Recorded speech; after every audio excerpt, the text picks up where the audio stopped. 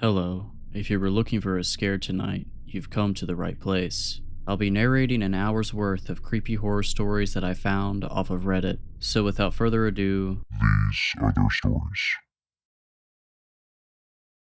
I haven't seen my grandma in 3 years. My mom and I moved across the country after the divorce, and we didn't have the money for a plane ticket. At least that's what my mom claims. I think it's just because she hates my grandma. Well, funny how her attitude magically changed when her boyfriend presented her with plane tickets to Costa Rica. Ava, your grandma's so much fun. She'll teach you how to knit. She'll teach you how to bake butterscotch cookies. She's the best. She did warn me about something though. Her mind has gotten bad, my mom told me. She has trouble remembering things, recognizing people. Is she gonna be okay? Yeah, but just be patient with her, okay? And if she seems really out of it, call Mrs. Dempsey down the street. I put her number in your phone. Okay. But you're going to have a great time, my mom said, plastering on a smile. It's going to be wonderful.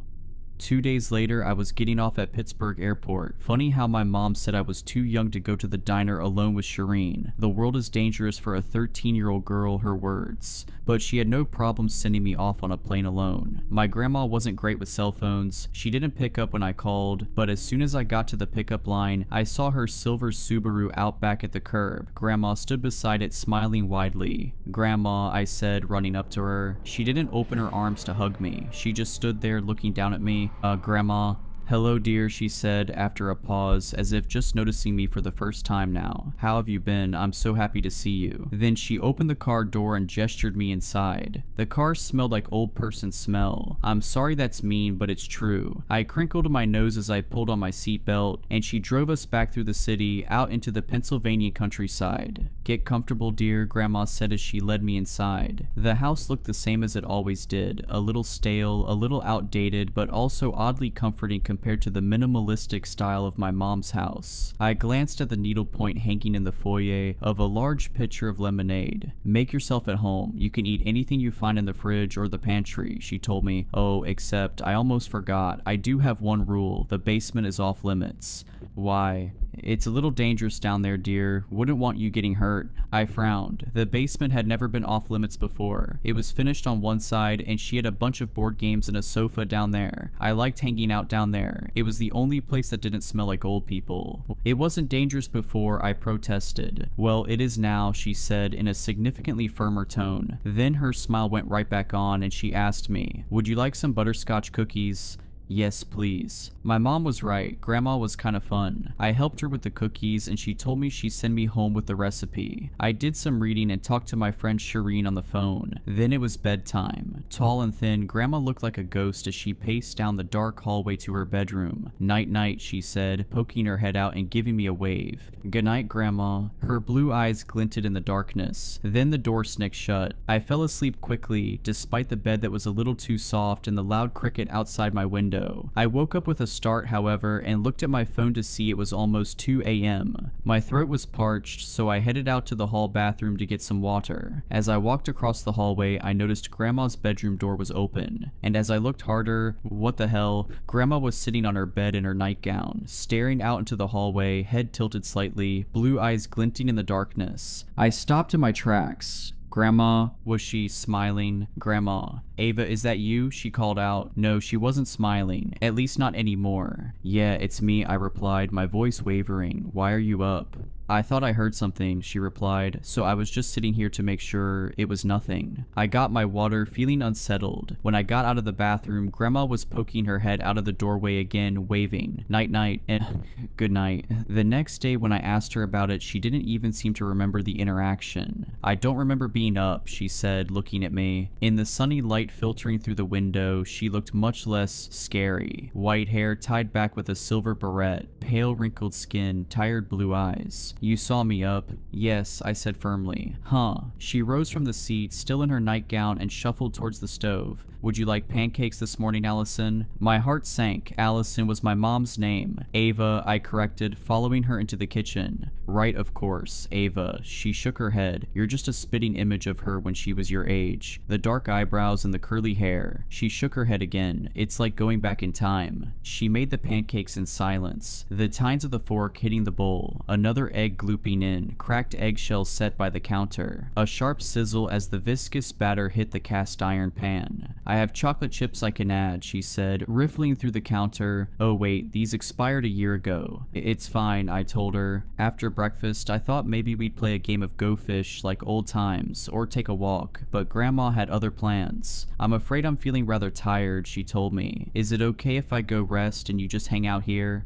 That's fine. I brought my Switch, I told her. Video games. Oh, okay, that's nice. Well, get me if you need anything, okay? I nodded. I found myself surprised that I was disappointed. I thought I didn't miss all those things we used to do, boring things like playing cards or walking, but I did, whatever. I'm here for a whole week, I told myself, going up to my room. I booted up my Switch and started playing Pokemon. A few hours went by. When I got hungry, I went back down to the kitchen, but Grandma still wasn't around. I hope she's okay, I thought. I poked around the fridge and found some leftover chicken dated 2 days ago. I popped it in the microwave and sat down to eat. I'd only been eating a few minutes when I heard it, a scuffing sound coming from the basement. I got off the couch and walked towards the basement door. She told me not to go down there. What was down there then? Rats? An illegal, exotic pet? Yeah, right. The scuffing sounds continued. I pressed my ear to the door, and then I heard it. Help me. Spoken in my grandma's voice. Every muscle in my body froze. She must have gotten trapped down there. Maybe she fell down the stairs. That's why I haven't seen her for hours. I undid the deadbolt and swung the door open. Grandma, I called. The lights were off, but from what little I could see, it didn't look like she was lying at the bottom of the stairs. Thank God. Grandma, I called again, louder this time. Help me.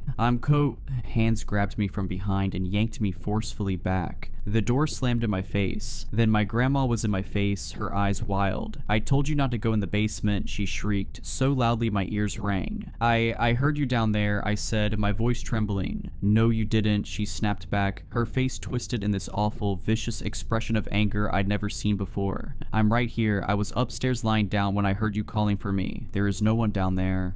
But I heard you, I said, tears starting to prickle my eyes. She just shook her head and walked away. For the rest of the day, Grandma sat in the living room knitting. Every time I passed by the basement door, her eyes followed me. I started to feel incredibly uncomfortable. When I went up to my bedroom to talk to Shireen, I could hear her footsteps outside my door. She was trying to be as quiet as possible. Her footsteps were slow and light, but I still heard them. When I came down for dinner, Grandma was all smiles. She served me a dish of warm lasagna, cheese melty and gooey on top, smelling of garlic and onion. Thanks, I said. It felt like she was trying to make amends for yelling at me, but when I sat down to eat it, she just stared at me. Aren't you going to have some? I asked, hovering the first bite next to my mouth. No, it doesn't fit my diet. This is just for you, Allison, she replied. Ava, I snapped back. I set the fork down. This was feeling like all kinds of weird. I stared at my grandma's face, a chill going down my spine. Her blue eyes were so intense, so cold. She seemed so different from 3 years ago. What kind of cake did you make me for my 9th birthday? I asked, and she tilted her head, staring intently. I don't remember, dear. You spent all day on that cake. Of course you remember. Her mouth became a thin line. She paused. I don't remember. What's my birthday then? I pressed. She blinked. It's October, isn't it? September 14th. I'm sorry, dear, she finally said, breaking eye contact. I don't remember things as well as I used to, and I mix up names and words. It's not because I don't love you. I stared at her, and then I forced a fake smile. I know, Grandma, I love you. Then I got up from the table and started up the stairs. You haven't finished your lasagna, dear? Grandma's voice came from the bottom of the stairs. I'm not hungry, I called back. I hadn't taken a single bite.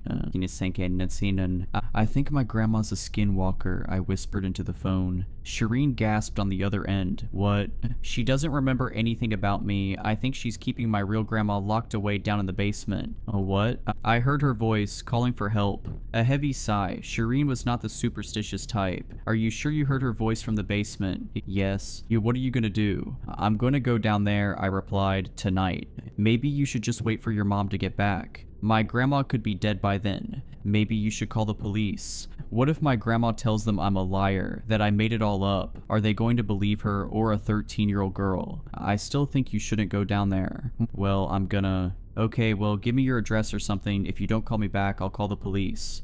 Good idea. I gave her my address. She tried to talk me out of it for another 10 minutes, and then I hung up. Then I swung the door open and crept out into the hallway. Silence. Darkness under Grandma's or not Grandma's door. I was safe. I tiptoed down the stairs and walked over to the basement door. Then I waited for a few minutes to make sure not Grandma wasn't following me. Silence. I slowly, quietly slid the deadbolt. Then I swung the door open, creaking slightly on its hinges. I winced, hoping that didn't wake her up. No scuffing sounds, no voice calling for help. Maybe she's already... I swallowed the thought and started down the stairs. The light didn't seem to work, but I had my phone with me. The flashlight illuminated each step beneath me. I slowly made my way down. When my feet hit the cold concrete bottom, I swung the light around. All the blood drained out of my face. Sitting on the floor, chained to a support pole, was my grandma. Her head hung limply in front of her, white curls hanging over her face. Grandma, I called, my throat tightening. I hope she isn't already... Grandma lifted her head. The phone fell out of my hands. Her face. There was something horribly wrong with her face. Pure white eyes, a wide smile full of pointed teeth, skin that seemed to slough off her face in patches, revealing bone beneath. Number no.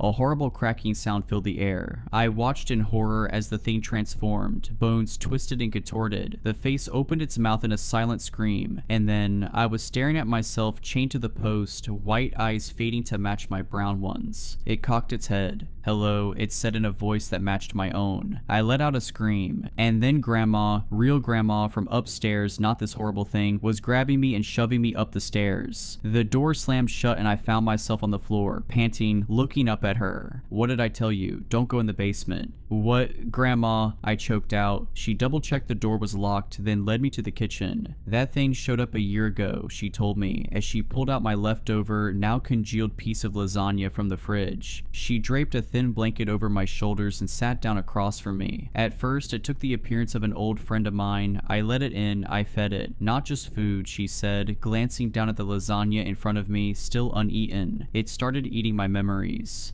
How?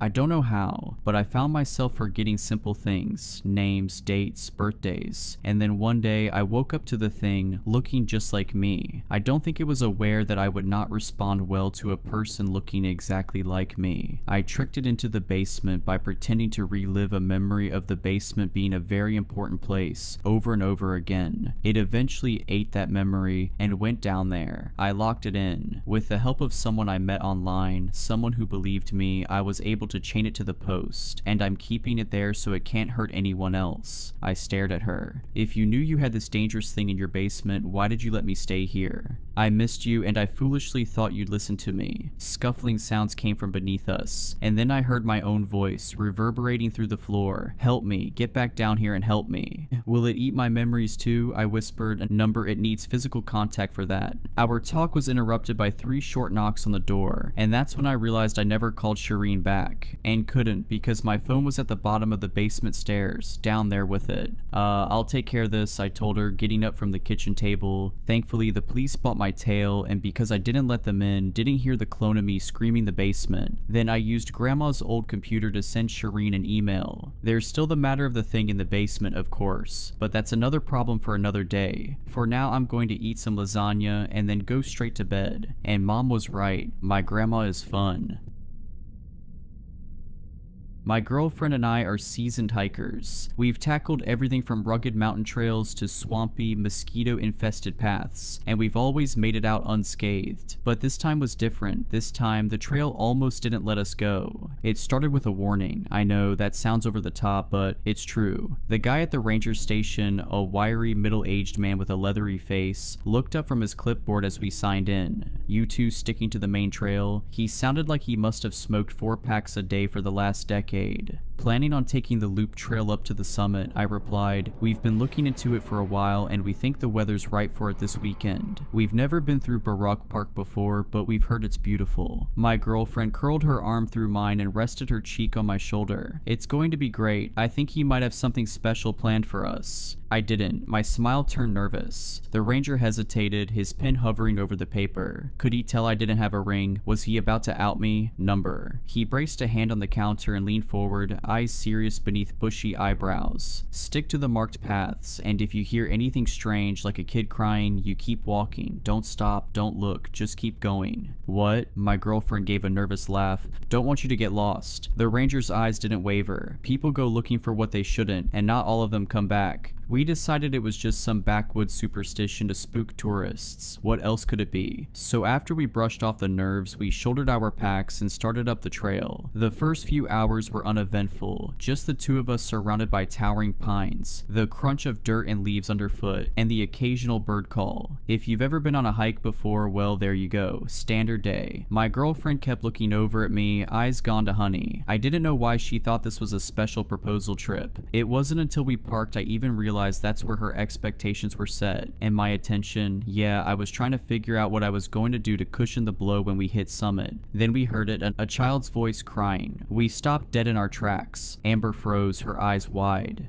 Do you hear that? I nodded, my stomach twisting into knots. It sounded like a little girl, maybe 6 or 7 years old. Help me, she was calling out, her voice breaking with sobs. Please help me, mommy, daddy. Her voice grew quiet with fear. Anyone? Hello, are you okay? I called, my voice bouncing off the trees. The crying stopped. For a moment the forest was silent, too silent, no wind, no birds, nothing. Then the crying started again, louder this time, closer. We need to check it out, Amber said, already stepping off the trail. She waved her arms to the side to keep her balance as she made her way down the incline. Every instinct I had screamed at me to stop her. The ranger said, "Screw what the ranger said," she snapped. If it was your kid out there, wouldn't you want someone to help? She had a point. Against my better judgment, I followed her down the incline and into the trees. The crying led us deeper into the woods. Help me, someone, please. She sounded frantic, but the further we went, the more I noticed something was off. The voice wasn't changing direction. Normally, if someone's lost, their voice shifts as they move or turn their head. But this sound, it was static, like it was coming from a fixed point. The ranger's warning came back to mind. My steps started to slow down. Amber, I think we should go back. Something's not right.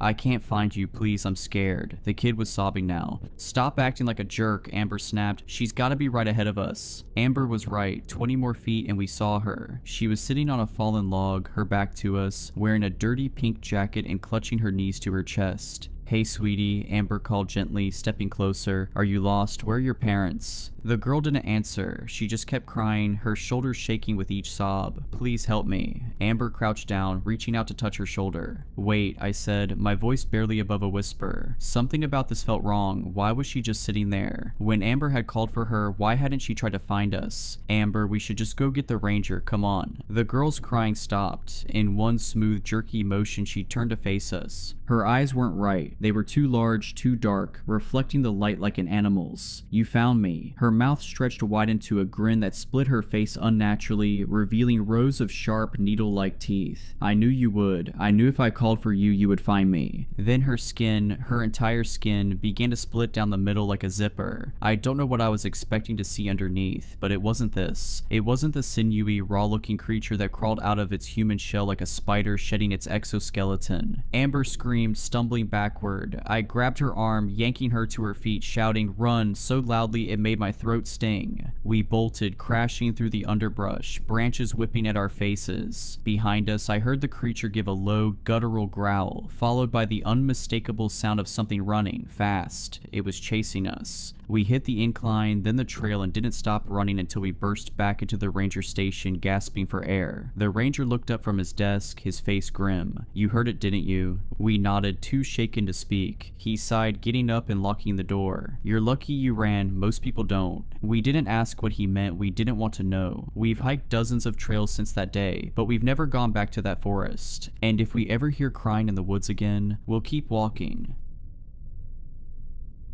So, I've lived in the same town all my life. I've never really been one of those people that wants to see the world. Not that there's anything wrong with that, it's just not my jam. I'm very content with my simple little life in a town of only about 6,000 people. The internet, more specifically Wi-Fi accessibility, hadn't quite reached us until a decade or so ago, and even then most were too poor to afford any kind of setup. Now, we're not backwards, incest-ridden savages or anything. I assume mostly everyone who's still here is pretty much like me, just happy with with their small life, like Mrs. Weller. She's a widow just down the road from where I live, and she's well known for taking in animals that need a second chance. She's got the acreage and know-how, as she's the only one around here that we could call a vet. Actually, she's the reason I'm writing this today. I've recently realized that some of the things that go on around here aren't exactly normal. You live somewhere long enough, and even if the status quo for us wasn't at all similar to how others live, we wouldn't really know. The closest town is separated from us by miles and miles of farmland, about a 45-minute drive, but we've got the dollar store, a small grocery place, gas station, and post office. So why would we ever have a reason to go poking around elsewhere, right? Despite having limited access to the internet at best, we all had a radio. We needed one, really. At least once a week we'd be informed about some kind of danger, I guess. To us it was the same kind of warning as the typical "there's been a crash on blah blah blah highway, so plan your route accordingly." Anyway, sorry I got to rambling. I'll get on to the good part, I suppose. A couple nights ago I had the radio on, just like my mama had always told me to do, when the familiar sound of an incoming PSA roused me from sleep. See, we were taught to always keep some kind of radio going, whether it was in the truck, at the dinner table, or while we slept. The little box on the bedside table started to sing out the alarm we'd all come to be familiar with, not dissimilar to a tornado warning on TV. After about 10 seconds of this, the male announcer began to speak. "Ladies and gentlemen, this is a PSA for county residents. Mrs. Weller has informed local police that a horse has chewed through the fence and escaped. Please, if you see this animal, stay far away and call 911 to report your sighting. If you begin to hear voices or have thoughts that are not your own, turn away and run. If you begin to feel faint or nauseous while looking at the animal, turn away and run. If the animal makes eye contact with you or begins to walk in your direction, turn away and run. If you cannot see any horse-like animal but begin to feel a heavy pressure on your chest, enter your vehicle or run home as quickly as possible. If you are inside your home at this moment, remain there until an update has been broadcasted notifying the capture of this animal. Lastly, remember that horses do not speak." Now, I hadn't been too worried about the announcement at the time since I was already in bed. Even though it's a small town, most of us usually lock our doors at night anyway. I regarded it the same way I do just about every time the PSA tones come across the radio. I made a mental note to keep an ear out for the all okay broadcast and drifted back to sleep, only a little bit concerned with the dull pain growing in my chest. I woke just fine in the morning. When I sat at the kitchen table, a thought started creeping up on me. I'd been so tired when the PSA called out last night, but as the grumble of the coffee maker softly filled the silence, I really took a moment to analyze the words. Well, of course horses don't speak. Everyone knows that, I thought. Even though our town, probably even our county, was indefinitely weird, I'd be confident in saying that all the residents are firmly rooted to reality. We know the announcements are strange, but after generations of tribal knowledge, they kinda just fell into the background. Come to think of it, I really couldn't remember hearing about anyone around here leaving for a different life. I filled my cup, deciding that I'd run by the gas and munch for an egg sandwich so I could sit and talk with the other farmers while I finished breakfast. I got into the truck. The door latch is a little sticky, so I had to slam it loudly a few times before it shut. The sky was still dark, and the air was chilly and humid in the morning hours. I kept my handheld radio on the center console, as the radio in this old truck had stopped chugging years ago when that family of three-headed squirrels made a nest in my wiring harness that I was never able to fully fix. Not the only time I had to deal with those crafty little things either. Last winter, they nested up in the attic with insulation and old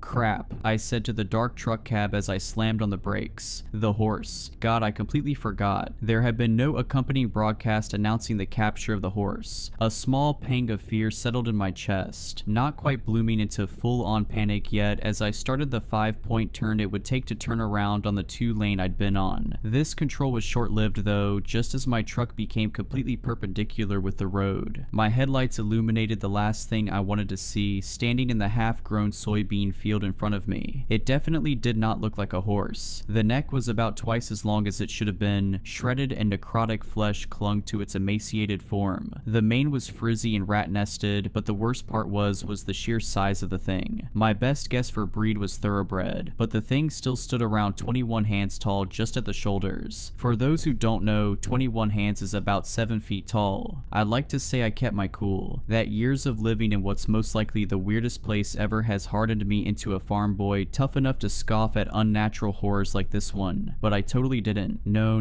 I slammed the gas and spun the tires fast enough to complete my U-turn and only skip into the ditch for about a foot or two. For only a moment I had hoped that the horse would just keep being creepy in its creepy little spot on the side of this creepy little road, but of course it didn't. As soon as the truck started moving again, the horse began to run towards me. I felt the truck shake as it leapt into the bed and started pounding its rotting hooves on the top of the cab. My frantic mind only had one idea as I backtracked down the road. After all, Mrs. Weller was only a few miles down from me. I turned on the unpaved road, wheels spinning and sliding on loose gravel as I continued pushing the pedal so hard I was worried it'd break through the rusty floor panels. I could hear crunching glass as the horse nipped on my back windows. Voices screamed in my head all the while. "You should drive into the ditch. Look, there's a telephone pole, take your chance." I did my best to tune it all out, but the exaggerated thudding in my chest was accentuated by an immense pressure. It felt like someone was stacking bricks on my chest. I turned down the next road, and now it was a straight shot to Mrs. Weller's farm. Suddenly, the ear-splitting sounds of tearing metal and shattering glass faded away. In the moment, fear blinded my senses. Muscle memory was the only thing guiding me towards my destination. The lights at the end of her driveway flickered and fought with my headlights. Still hauling ass, I slid the corner into Mrs. Weller's driveway, and the truck lifted a couple inches with the release of weight off of the suspension. Just out of the corner of my eye, I saw the brown flash of an impossibly large, impossibly fast horse running towards the back pasture. I took a breath and steadied myself to back out onto the road when the radio crackled loudly to life. "Ladies and gentlemen, this is a PSA for county residents. Mrs. Weller's horse has been returned to her property and it is now safe to leave your homes. We hope you have a good day. God bless." I jumped at a sudden tap on the glass to my left. Sweet Mrs. Weller stood with a grateful smile and a steaming cup of coffee to replace what had spilled out of my travel mug, which was now rolling around on the passenger floorboards of the truck. I know this town is weird and maybe even horrifying, but at the end of the day, I knew my neighbors would be around to lend a helping hand when needed. I drove back down the road on my way to a warm egg sandwich with a travel mug full of steaming coffee, still feeling content with my simple little life.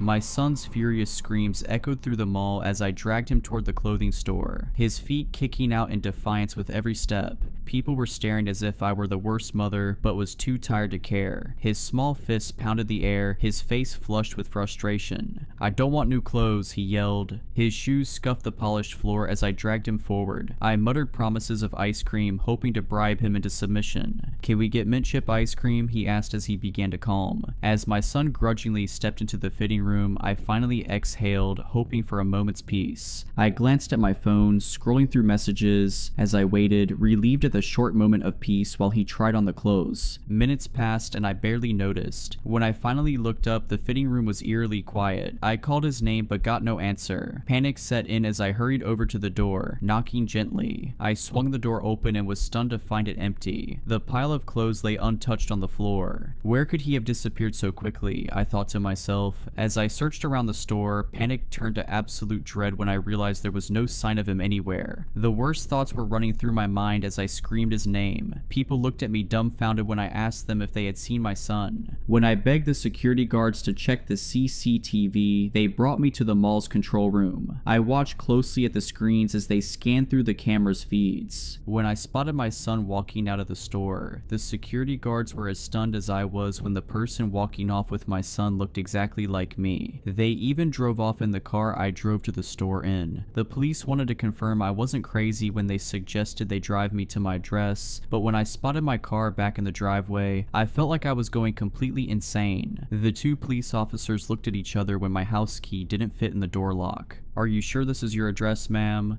"My husband will clarify for you who I am," I shouted as I banged down the door. When my husband came to the door, he looked at me as if I were a complete stranger. "Someone kidnapped our..." Suddenly, my son ran out and jumped up into my husband's arms. I was relieved he was home safe, but when the woman I saw on security feed came to the door, I wasn't sure what to believe. "This woman is an imposter," I protested. "I am that boy's mother. Tell them, Sam." "I've never seen this woman in my life, officer. As you can see, my wife is here with me and my boy. The police said the handcuffs were for my own safety as they were putting me in the back of the police car. There was no evidence to suggest I wasn't who I was saying I was, so the police had no reason to keep me once we got back to the police station. Although I promised the police I wouldn't go back to the house, I had no choice. It was my house after all. It felt like I had my identity stolen. There was even a moment where I doubted who I was, but I wasn't crazy and I knew who I was. I sat outside the house, heart pounding, trying to make sense of the madness. I knew I had to confront them. I gathered my nerve and walked to the door, pounding on it until my husband opened the door. The frustrated and cold expression on my husband's face as my son clung to his leg shattered my soul. "Sam, please, you have to listen to me," I begged. "That woman is an imposter. She's pretending to be me. I don't know how, but you know me. You have to know me." The woman appeared behind him and stood calm and collected. She rested a hand on Sam's shoulder and looked at me with pity in her eyes. "I think you should leave before things get worse for you," she said softly, as if speaking to a lost child. My son stared up at me with a confused look on his face. "Mommy?" he asked, unsure, glancing between us. My heart broke as I crouched down to his level. "Sweetie, it's me," I whispered, tears welling up.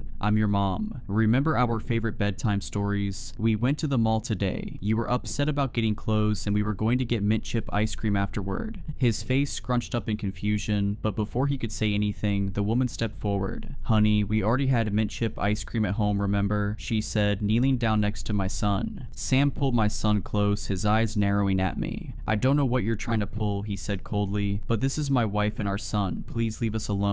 I waited down the street out of sight, keeping my eyes fixed on the house. My mind raced with everything that had happened, and I felt trapped in some twisted nightmare. Hours passed before I saw Sam leave with our son, heading off in his car. I got out of the car and cautiously approached the house as my heart pounded in my chest. As I neared the door, it suddenly opened, and there she was, stepping out onto the porch like she owned the place. "Who are you?" I demanded, my voice shaking with both rage and fear. "What do you want with my family?" She just smirked, tilting her head slightly. "You're not supposed to be here," she said calmly, as if I were the intruder in my own life. "That's my life inside. You can't just take it," I snapped, stepping closer. Her smile didn't falter. "I already have," she whispered. "You should leave. You don't belong here anymore." I stood frozen as the rage built inside me. As soon as her smug words hit me, something inside snapped. Without thinking, I lunged forward and shoved the imposter into the house. She stumbled back, eyes wide in surprise, before quickly regaining her balance. I rushed in after her, but before I could get another word out, she struck. Her fist slammed into my stomach, knocking the wind out of me. I gasped, doubling over in pain. "You're making a mistake," she hissed. I tried to fight back, but she was terrifyingly strong. She grabbed me by the collar and threw me against the wall, the impact sending shockwaves through my body. Dazed, I scrambled to my feet. My only thought now was survival. She lunged for me again, but I dodged her grasp and ran toward the stairs. I could hear her footsteps pounding behind me, getting closer. My heart raced as I sprinted up the stairs, desperate to get away. But just as I reached the top, she grabbed my ankle, pulling me backward. I kicked out wildly, and in one desperate move, I twisted and shoved her as hard as I could. She toppled backward, tumbling down the stairs. I heard the sickening crack as her neck snapped at the bottom and her body twisted unnaturally. For a moment there was silence, and I caught my breath, thinking it was over. But then, to my horror, her body twitched. Her head jerked to the side with a grinding noise, and sparks flickered from her neck. She began to rise slowly, her movements stiff and mechanical. Pieces of her skin peeled away, revealing metal and wires. She wasn't human, she was a robot. Her eyes flickered and a distorted voice emerged. "I just wanted to be perfect. Isn't that what you always wanted?" Suddenly, the light in her eyes flickered and slowly dimmed before she fell to the floor. The front door creaked open and I froze at the top of the stairs. My heart was pounding as Sam stepped into the house with our son. His smile faded instantly when he saw the mangled android at the bottom of the stairs, sparks flickering from its broken neck. His expression changed from shock to something dark. He slowly set our son down before telling him to wait in the car. As the boy ran outside, Sam's gaze focused back to me, his eyes narrowing in a a way I'd never seen before. "You weren't supposed to find out like this," he muttered, his voice eerily calm as he approached the stairs. I thought I had more time to perfect her. I backed away as dread crept up my spine as the weight of his words began sinking in. "Sam, what is this? What did you do?" He didn't answer immediately, his eyes drifting toward the broken android.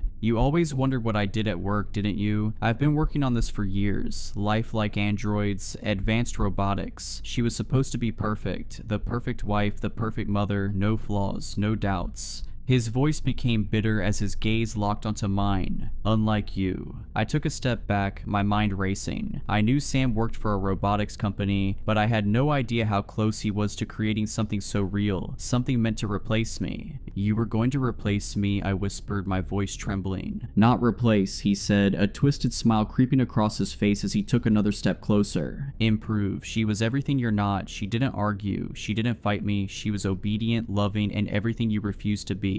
Panic surged through me as he edged closer, his demeanor growing more threatening with every step. "Sam, you can't seriously believe this," I said as the words struggled to get out of my mouth. "You tried to build a family." He chuckled darkly, his eyes gleaming with something unhinged. "I did more than try. I succeeded." My heart pounded in my chest, but all I could think about now was getting out and getting my son and running as far away as possible. I bolted for the door, adrenaline kicking in. "You're not taking my son," he shouted. I slammed the door behind me, sprinting for the car, grabbing my boy before Sam could reach us. I booked me and Daniel into a hotel until I figured out what we were going to do next. My heart was still racing from the chaos we just escaped from. The room was quiet, a stark contrast to the horror that had unfolded at the house. For a moment I allowed myself to breathe, to feel some relief. We were safe, away from Sam and his twisted creation. "Let's get you cleaned up, buddy," I said softly, trying to keep things normal for Daniel. He smiled up at me, innocent and unaware of the nightmare we just fled. I filled the tub with warm water and helped him in, watching as he relaxed, splashing happily. For the first time all day, I felt a sense of calm wash over me. I sat on the edge of the tub, running my hand through his hair, grateful that we'd made it out together. But then something strange happened. Daniel's movements grew stiff and jerky. He stopped splashing and his head tilted to the side in an unnatural way. My heart dropped. "Mommy, I don't feel good," he said, his voice distorted. Water fizzled around him and I saw tiny, almost invisible sparks at first coming from his neck. "No," I whispered, backing away in horror. His skin began to peel, revealing metal and wires underneath. Sam hadn't just built the perfect wife, he was trying to build the perfect family.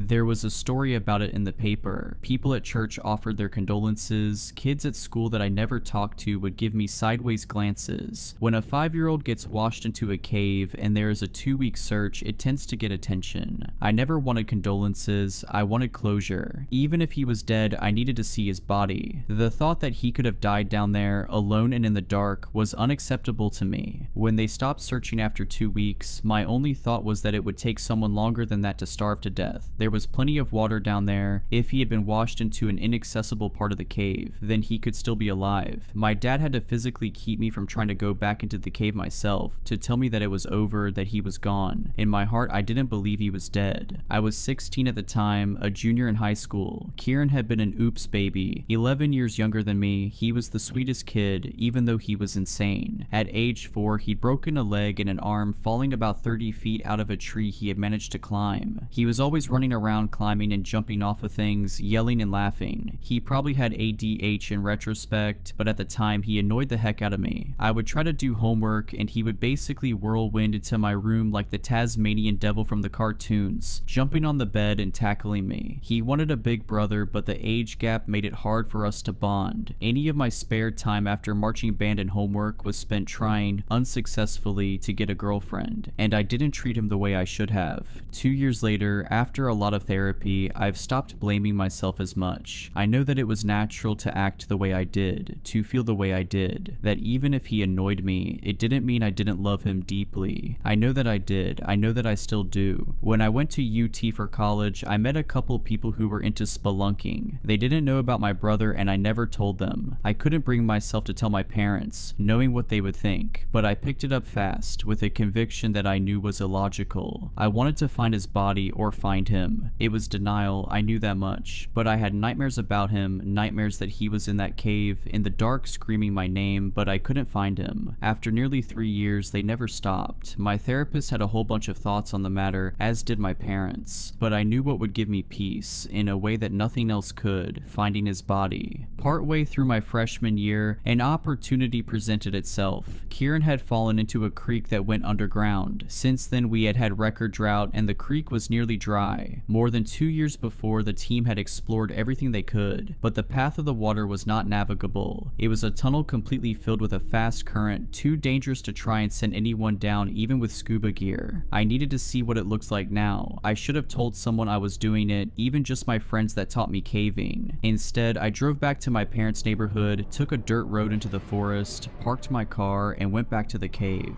For anyone not from that part of the country, it's all limestone. Water eats through it easily, and there are caves everywhere. Most of them aren't as deep as this particular, but it's normal if you have a few acres of land to have a cave on it. This particular one was in a gully a couple hundred yards from the house I grew up in. Getting my gear out of the trunk, I walked through the familiar hickory and maples, feet crunching on the dry leaves, down the rocky hill to the creek. The mouth of the cave was small, only about 2 feet high and 3 feet wide. I could still picture the yellow tape, the police officers directing volunteer search parties day and night. Standing there in the quiet forest, I stared at that black opening as I had so many times. Even though the cave was significant, they'd already explored everything they could, mapped it thoroughly. The water didn't even go over the top of the rocks in the bottom of it as I crawled through without getting wet, besides a little mud. I had the cave maps they made memorized, but still carried a laminated copy. Following the weak trickle of water, I crawled a little ways until the ceiling got high enough to walk if you kept your head down. All I had to do was follow the water about 100 feet, then see if the tunnel was clear. That was the only way its body could be. It smelled earthy, with decaying leaves in the weak flow. Looking back over my shoulder, I turned a bend and saw the last bit of reflected sunlight fade out of existence, leaving only my headlamp. Watching my step on the slick, muddy rock, a little salamander wriggled out of the way through the silty water. My heart was pounding in my chest as I made my way deeper into the earth, seeing how little water there was. Every inch of the cave had been checked, except for where I was headed. If the passage was clear, I would be the first person to ever go into that part of the cave. Well, the second. The black hole was shaped like an oval, a little over a foot tall and about 2 feet wide. 1 to 2 inches of water ran down the bottom of it. A knot formed in my throat, half feeling like I would cry and half feeling like I was scared. I knew that I should get someone else, but I couldn't stand thinking about what they would say. They would say there was no point, that the body would be washed too deep or buried, and that it could be too dangerous, and to let a professional do it. Instead of getting help, I began to drill. The rock was all limestone, and it didn't take too long to get 2 secure bolts drilled to anchor my rope. I put on my harness and got onto my stomach. It's hard to tell just how steep slopes are in a cave, but the water gave me a good idea. I would be squeezing through this hole and essentially rappelling down. Looking in with my headlamp, it seemed like the top was a narrow point and that it might open up. I'd never done anything this tight and steep with water in it, but something pushed me into that black opening, where I could hear water falling far below. Night after night of dreaming, Kieran was down there alone, screaming, terrified. It was a tight squeeze, tighter than I liked. To rappel, I had to have my face down toward the water and turn my head so that I could breathe. I inched down, struggling to use the equipment in the tight space. Progress was painfully slow, as I had to try and turn myself onto my left hip to reach the ATC scraping into the rock on my stomach. Getting out wouldn't be any easier. The rock pressed in on me harder and harder as the angle got steeper and steeper. I was essentially in a tiny tube with a waterfall, going more and more vertical. My problem was that the tube was not equally wide in all places. It was carved by water and would get narrower or wider on whims that I couldn't predict. I'd heard horror stories of Nutty Putty Cave, where the cavern got stuck in a vertical shaft like this one, and it didn't help. I was coming up on the narrowest part yet, but it looked like it would open up below that. I'd taken my helmet off so that I could squeeze through better. In the tight space with the water splashing my face and running through my shirt and pants, I began to feel fear. Not fear like you feel standing near a ledge. That's a manageable type of fear you can step back from. Not a fear that you feel in the pitch black, unsure of what's around you, you can just find a light. This was a fear beyond that. A fear that each foot of vertical rock builds incrementally inside of you as you know your escape becomes harder and harder. A fear that each pound of pressure as the rock smashes into your chest so that you can't breathe increases. A fear that right here, right right now. If you panic, you will die. I promised myself that my parents wouldn't lose 2 sons to this cave, that if it got any tighter, any steeper, I would turn around. Just before my will broke, my chest scraped through a tight spot, and the tunnel began to open. I almost dropped my helmet down the shaft, but managed to put it back on. From the sound of the water falling, I could tell I was entering a large chamber. Shining my light around, there was a domed ceiling with a few small stalactites. A huge murky pool of water was below me, and I couldn't see how deep it was. Large rocks were piled around the edges, and it seemed like the water was shallower on the other side. I rappelled down until my feet hit the water. They just kept going down and down until I was chest deep and stopped feeding rope. There was no way to know how deep the pool was, but I knew I would have to swim. The rope was my lifeline, and I couldn't leave it. I did an awkward side stroke, pulling with one arm and trying to feed out rope with the other underwater. I'd never tried it before, and I wouldn't recommend it. It sort of felt like I was going to drown, the weight of my clothes and shoes and the rope making it nearly impossible. Eventually, I made it 30 or so feet away from the waterfall, and felt my boots start to sink into silty mud. Drenched and breathing hard, I found a rock to sit on. I felt as if I might throw up from the exertion, now that the adrenaline was wearing off. A new sort of dread filled me as I looked around. This wasn't a small cave system, and I could hear the water going even deeper. I couldn't be sure, but it looked like there were other tunnels made by other water sources meeting up with this one. Should I follow the main current, as that was likely where Kieran's body would have gone, or should I try to thoroughly map every tunnel I could find branching off of this chamber? The memory of his loss was fresh in my mind, but it had been almost 3 years. What would I be looking for? What would be left of his body? Scraps of clothing or bones? Regardless of what my dreams told me, what else could there be? I had decided to take a few minutes to rest, to gather my thoughts. Rushing things wouldn't help. The sound of water was a white noise, and I began to look around more calmly. I noticed a pale little fish swimming in the murky pool in front of me. All I can remember was a loud cracking sound. Thank God I was wearing my helmet, or I would have been dead. It's strange how when you get hit on the head, you can lose your sight and sense of balance, but still hear things. I was shocked, but knew that I must have a concussion. There's no way for me to know if I was unconscious for a second or a minute, but I tried to scramble back to my feet in a panic. A rock had struck me from above. It must have come off of the steep side of the chamber, from a hidden ledge. My leg was hurt, I could tell that much. There was a sharp pulsing pain on my calf that I'd never felt. It was bad. I kicked my leg by reflex, only realizing consciously what my instincts had already figured out, only seeing the impossible as my dazed head turned around, and a scream escaped my mouth. He was eating me. The emaciated boy was pale as death, bloody teeth digging into my leg. Blind eyes were wide open, deep in their sockets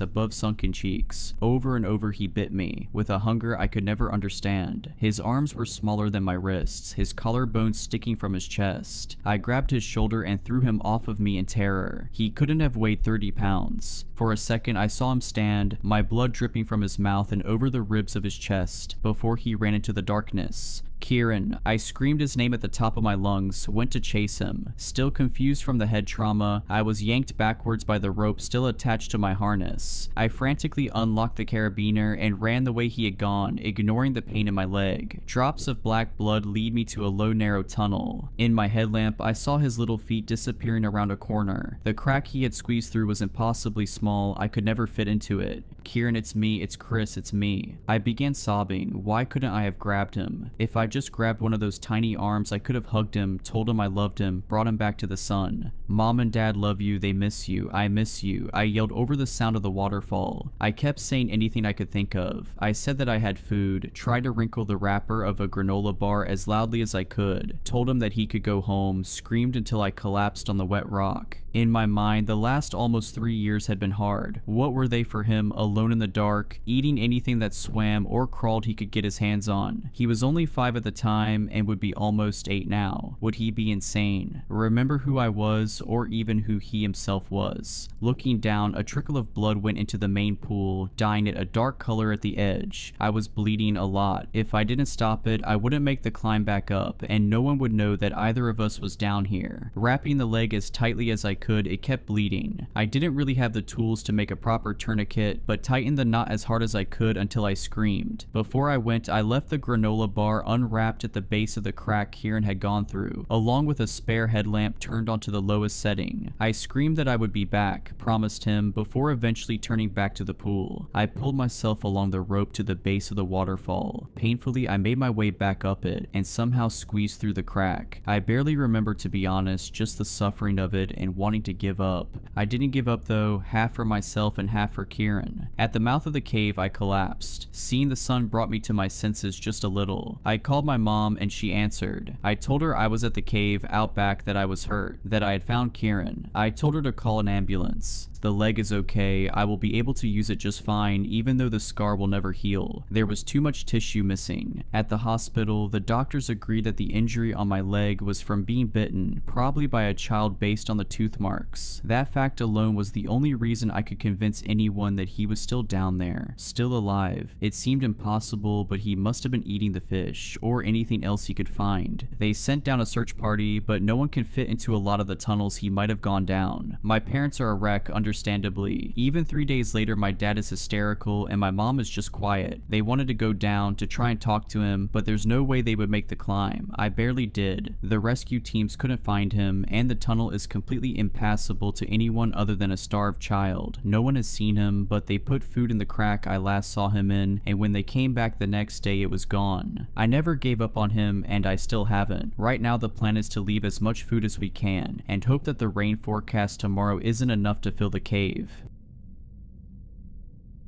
My friends won't believe me, my family thinks I'm crazy, and if I keep trying to convince them, they're probably just going to lock me up. But I need help, and I think that strangers online are my last hope, so I'm begging. If you meet me, if you see me walking down the street and I say hello, if you meet me in a bar and feel inclined to buy me a drink, or if you match with me on a dating app and make plans, kill me. End it. I don't care how it's done. I'd prefer it to be as painful as possible, but I know that's probably a lot to ask. It's already a lot to ask someone who doesn't know me to commit murder on my behalf, and I'm sorry to put such a burden on you, but I truly can't do this any longer. Let me provide you with some context. I might have gotten ahead of myself, but I came on too strong. Don't leave yet, please. At least let me explain to you what's been going on. Maybe, hopefully, once you hear this, you'll be on my side. Maybe you'll believe me. Hell, maybe you've experienced this too. I can't be the only one who has experienced this. It started 2 months ago at Meech's. Meech's is a small bar that my friends and I used to go to every Friday night. They had a karaoke night and everyone got free nachos with the purchase of a drink. It was a routine we had been sticking to for almost a year now, ever since Melly moved into the apartment complex down the street and found the place. Anyway, it was a Friday night, probably around 10 p.m. because I remember that Jonas had just arrived and he got off his shift at the hospital at 9 on those days. Melly and I had just performed a tipsy version of Fleetwood Mac's Rhiannon, and we were giggling and stumbling back to our booth when he intercepted our path. He said his name was Tony, short for Antonio. He said he was new in the city and had just moved here from Idaho or Iowa, I don't really remember. He wanted to talk to me, he said I had a nice voice, and he enjoyed my performance, and he would like to get to know me a bit better. I agreed because he was my type. Dark hair, green eyes, stubble on his jawline. He smelled like Tide laundry detergent and something else that reminded me of my childhood friend Istra's house. It felt familiar to me, and so I followed him to a booth near my friends, and we talked for the entire night. Our first date was dinner and a movie, a classic first date. We watched Heart Eyes, which he loved, but I said wasn't my style. We went to this expensive French restaurant after, a small place that was almost an hour away, and we had wine and ate our dinner while a woman sat in the corner of the room and sang La Vie en Rose. It was romantic, he was romantic, it was a great date. The first bad sign didn't feel like a bad sign when it happened. You know what they say about hindsight? It started with him going by his full name instead of Tony. He said he had always gone by Tony because he preferred it. He thought Antonio was a mouthful, that Tony made him sound like a fun, easygoing guy while Antonio made him sound like the opposite. And then, that day, he changed his mind. "You've never gone by Ella or Stell?" he asked me one evening as we were walking through a small street fair that the city put on every year. Nope, just Stella. I've always been completely Stella," I replied as I took a sip of my soda. "Really? You've never gone by a nickname? Not even as as a child. I shook my head no again. I remember this conversation vividly now. I have forgotten about it soon after it happened because it seemed irrelevant at the time, but as soon as I realized what was going on, it popped back into my mind like someone had dug into my subconscious and pulled it out, projecting it onto a big screen right in my face. After that, he decided he wanted to be Antonio. He wanted to be completely Antonio. After that step was done, the rest came quicker and quicker, like an avalanche headed downhill until it spiraled out of control. He changed his hair, dyed it a lighter brown like mine. His eyes, which I swear to all of the gods were green when I met him, were now dark brown like mine. He got slimmer, losing his broad shoulders almost overnight. His face got rounder, softer, and less angular. He shrank 3 inches. Then he took my jokes, stole my bits, and started saying things that only I would say. Even my friends would comment on it, albeit in an innocent way. Oh my god, that's such a Stella thing to say. Aw, that's so cute. You guys are becoming like the same person. Ugh, I love when couples start to adapt each other's mannerisms. Except we weren't doing that. He was stealing all of my jokes. He was taking all of my catchphrases. He would use my references that he didn't even know previously. He stole my style, swapping out his Vans, jeans, and button-up shirts for thrifted boots and band tees. He got glasses even though he didn't need them, and he went vegetarian. The worst part about this, the part that pissed me off the most as this was taking place, was the fact that everyone acted like I was insane. They acted like he had always been like that. He never went by Tony. Stella, what are you talking about? His eyes were never green. I think you're misremembering. Maybe it was the lighting in the bar that night. He's always been the exact same height as you. It's impossible for someone to just shrink. It was such bull crap. It's making me mad all over again to think about it now. Nobody believed me. I tried showing them photos where you could clearly see the differences, and it was like they didn't notice them, like I was the only one who could see the photo as is. I need to calm down. I'm not finished telling you my story, and I worry about you getting bored. I need you to believe me. So, would you believe me when I tell you that about 2 weeks ago he became me? I mean, he literally became me. He morphed into a clone of me. He goes by my name, he wears my face, and hangs out with my friends. I almost had a heart attack when I saw it the first time. It was like I was looking in a mirror, a screwed up mirror who had taken over my life. My friends acted like nothing was wrong, like he had always looked like that. They didn't think we looked alike at all. They didn't think it was weird that we had the same name. Everything was just a big, fat, stupid coincidence to them. It's so infuriating it almost makes me laugh. So that's where we are now. He, or I don't know, it can't be human, can it? Whatever it is has become me, and it's ruining my life. He picks up my medications, takes my esthetician appointments, takes my Pilates classes, hangs out with my family, everything. I need you to kill him. Me. Something needs to die, please. My name is Stella Kobe. I'm 5 feet 5 inches. Short brown hair, curly collarbone length, brown eyes, big glasses with thick red frames. I've got a tattoo of a skull on the inside of my right wrist, and a 4-inch long scar that runs down the back of my right arm, down my elbow. It's from when I fell off a horse as a child. I'm 156 pounds, and I'm a big fan of rock music, specifically Blondie. I love action movies, and I'm allergic to cinnamon. You might meet me out in public in the produce section of your local supermarket, maybe on Bumble or Hinge or Grindr. I'm in thrift stores a lot, maybe watch out for me there. You'll know it's not the real me because I haven't left my apartment in over a week, and I have no plans of doing so. I want that thing gone. I want it gone from this world before I ever step foot outside again. I don't know how it picks its victims, but it's quite charming. Just be careful. You can try to avoid it if you want, but your best bet is to just kill it and put an end to this thing. So please, if you meet me, if you meet it as me, please kill it. Growing up, Christmas was magical. The tree glowing softly in the corner, the smell of gingerbread wafting through the house, and the laughter of my family made it feel like nothing could ever go wrong. But there was one tradition that always felt off.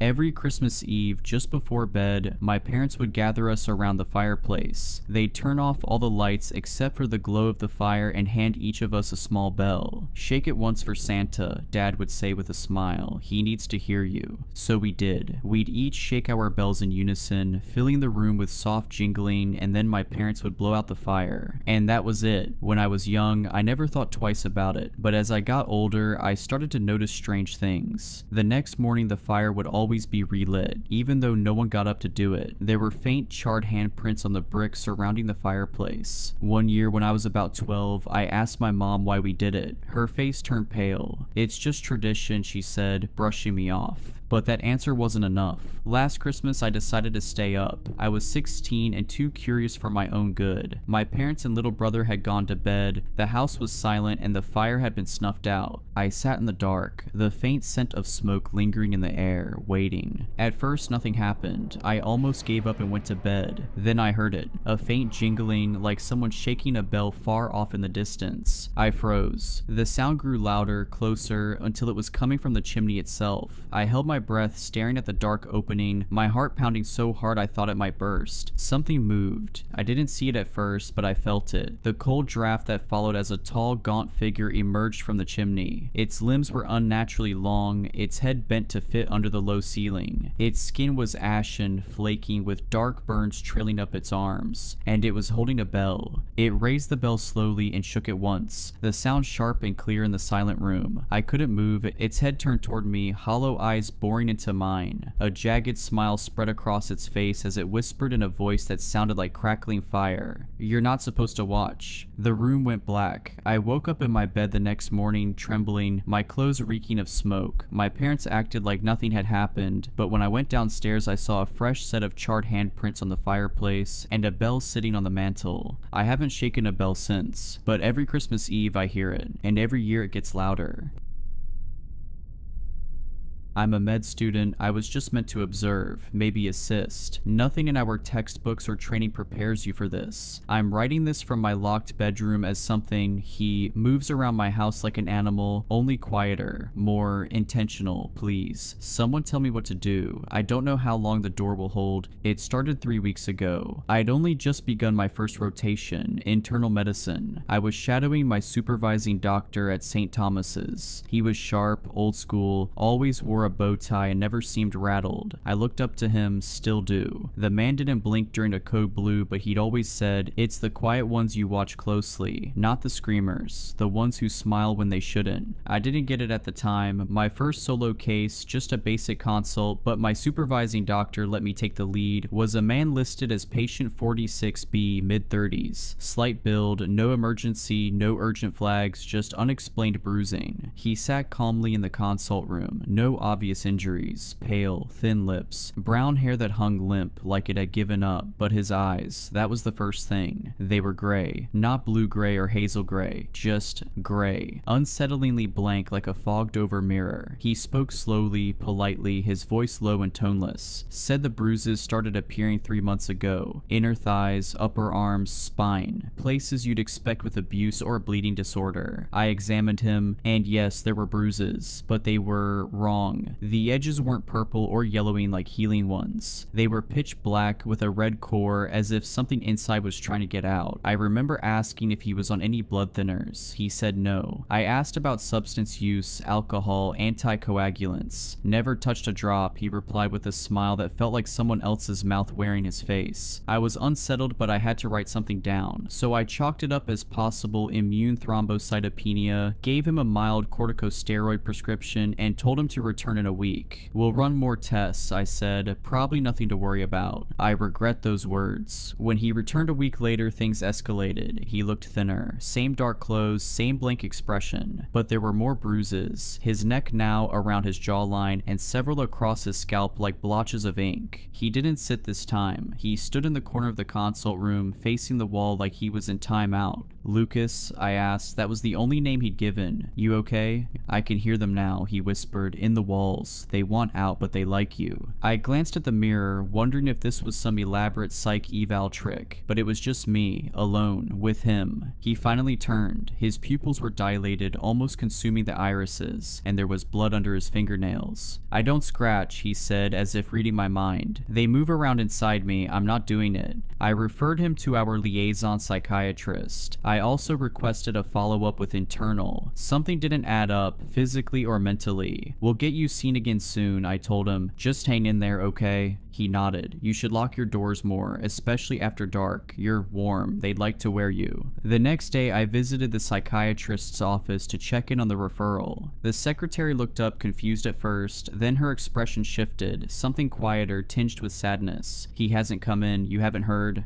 "Heard what?" She hesitated. "He was found dead last night, bludgeoned, in his office. Police think it happened after hours. We're closed today for... I was already walking away, ears buzzing. I didn't want to believe it was connected, couldn't be, but I felt it in my gut. I called the station, asked to speak with the detective in charge. I got bounced around until someone finally took me semi-seriously. Yes, the voice on the other end said, "We're looking for a patient, mid-30s, gave the name Lucas, used a fake address on the intake form, no ID, we're advising all staff at St. Thomas's to stay alert and avoid contact." The detective lowered his voice. "We found things in Dr. P's office, blood in places it shouldn't be, symbols carved into the carpet beneath his chair, and something under his fingernails, not human. That was 12 hours ago. I've been trying to act normal since. I finished my shift early, told the nurse I had a migraine, took the tram home looking over my shoulder the whole time, and now this. I came home and the house was dark. I live alone in a 2-story terrace. Usually it feels cozy, not tonight. I locked the door, flicked the hallway light on. He was there, not standing, on the ceiling, pressed against it like a spider, barefoot, clothes torn, skin too pale, almost translucent now. The bruises had overtaken his limbs, crawling up his face in broken, inky veins. But it was his expression that paralyzed me. A smile so wide it stretched unnaturally, as if his cheeks were tearing from the force of it. His eyes, they were solid black now, not just the irises, all of them, like 2 obsidian marbles reflecting my horror back at me. He didn't speak, he just moved, not like a person. His limbs twisted at angles no joint should allow, slow and jerky like a puppet handled by someone who's never seen one before. He crept across the ceiling, toward me. I wanted to scream but couldn't. My throat locked up, I stumbled backward, hands shaking, keys falling to the floor. He dropped. No sound, just thud, right in front of the door, blocking it, standing there now, head tilted, arms hanging limp, still smiling. I ran, bolted up the stairs, locked myself in the bedroom. I've barricaded it with a chair and a shelf. I don't know if it'll matter. He hasn't spoken once, but he's knocking now. Not on the door, on the walls, knock, knock, knock. Then silence. Then knocking from the other side of the room. I swear to God I heard him giggling. I called the police. They said they dispatched someone, but there's been a surge of emergencies. Said it'll take 30 minutes minimum. I tried to explain that a patient might have killed a psychiatrist and is now in my house. They said, "Try to stay calm, sir. Maybe step outside." I can't. He's everywhere. The lights keep flickering. My phone battery's at 9%. I can hear him moving in the ceiling above me now. Sometimes dragging something, sometimes whispering my name over and over, "Doctor." Shh. There's a scratching coming from inside the closet. I didn't check it. I didn't think to wait. Oh God. The closet door just creaked open. It's pitch black in there, but I can see something moving. Long limbs, that smile. He was never downstairs. He's been in here the whole time. Please, someone tell me what to do. I'm posting this in case I don't make it. The cops are 20 minutes away now. My bedroom door just creaked. Update. Noises have stopped. No knocking, no whispering, just silence. I think he's waiting. If you read this, please share it. And if a patient with gray eyes, blood under his nails and bruises that don't heal ever walks into your clinic, run.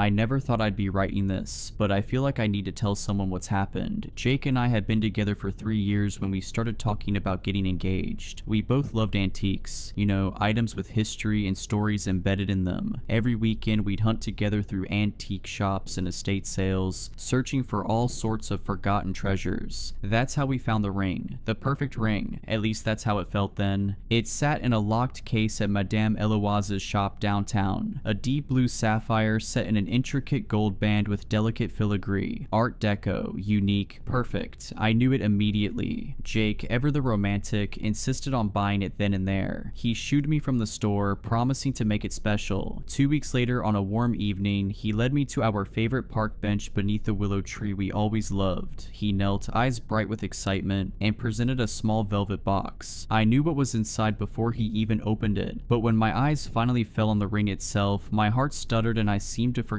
everything I knew. My mind went blank. "Where did you get this?" I asked, fingers hovering over the gold band. Jake grinned. "You know where?"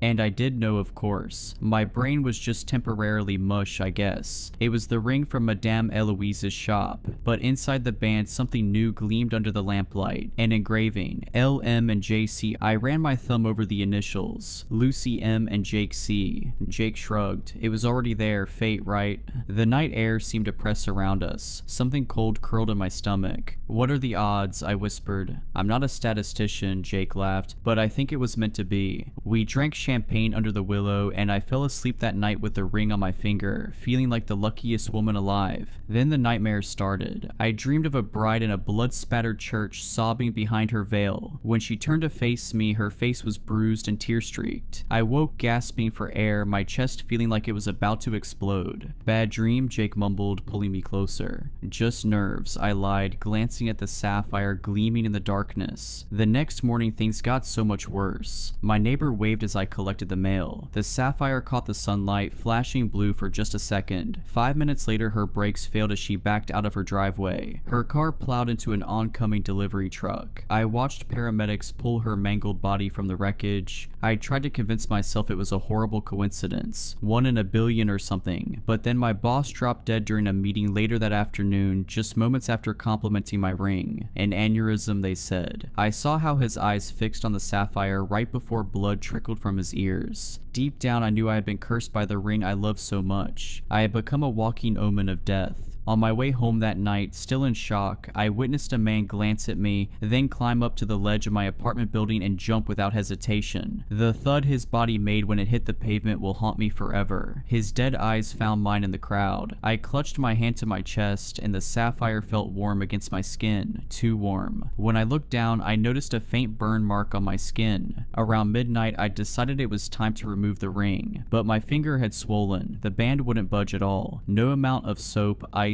or oil could loosen it. As the days continued, so did the deaths. A barista touched my hand while returning change. Minutes later, he choked to death on a scone as I waited for my cold brew. An elderly woman who admired my ring at the grocery store was crushed beneath collapsing shelves moments later. At dinner with friends, I kept my hands hidden under the table, but Melissa insisted on seeing the ring. The moment the sapphire caught the light, a waiter carrying Cherry's Jubilee tripped. The dessert's high-proof alcohol splashed across nearby tables, igniting instantly. The entire restaurant went up in flames. In the chaos, I watched Melissa's hair ignite, her screams swallowed by the roaring inferno. Only Jake and I walked out unscathed. After 8 deaths in a week, I was desperate. I started keeping my left hand hidden whenever I was out in public, stuffing it deep into my pants or coat pockets. I also began Googling the ring online. It was such a luxurious and unique ring, I was curious if it had a history. It didn't take long to find the original owners, Lydia M. and James C. L. M. and J.C., just like our initials. The newspaper article from 1952 was brief but chilling. Local bride found slain on wedding night. The accompanying photos showed Lydia wearing my ring, and she looked just like the woman in my dreams. Something else disturbed me too.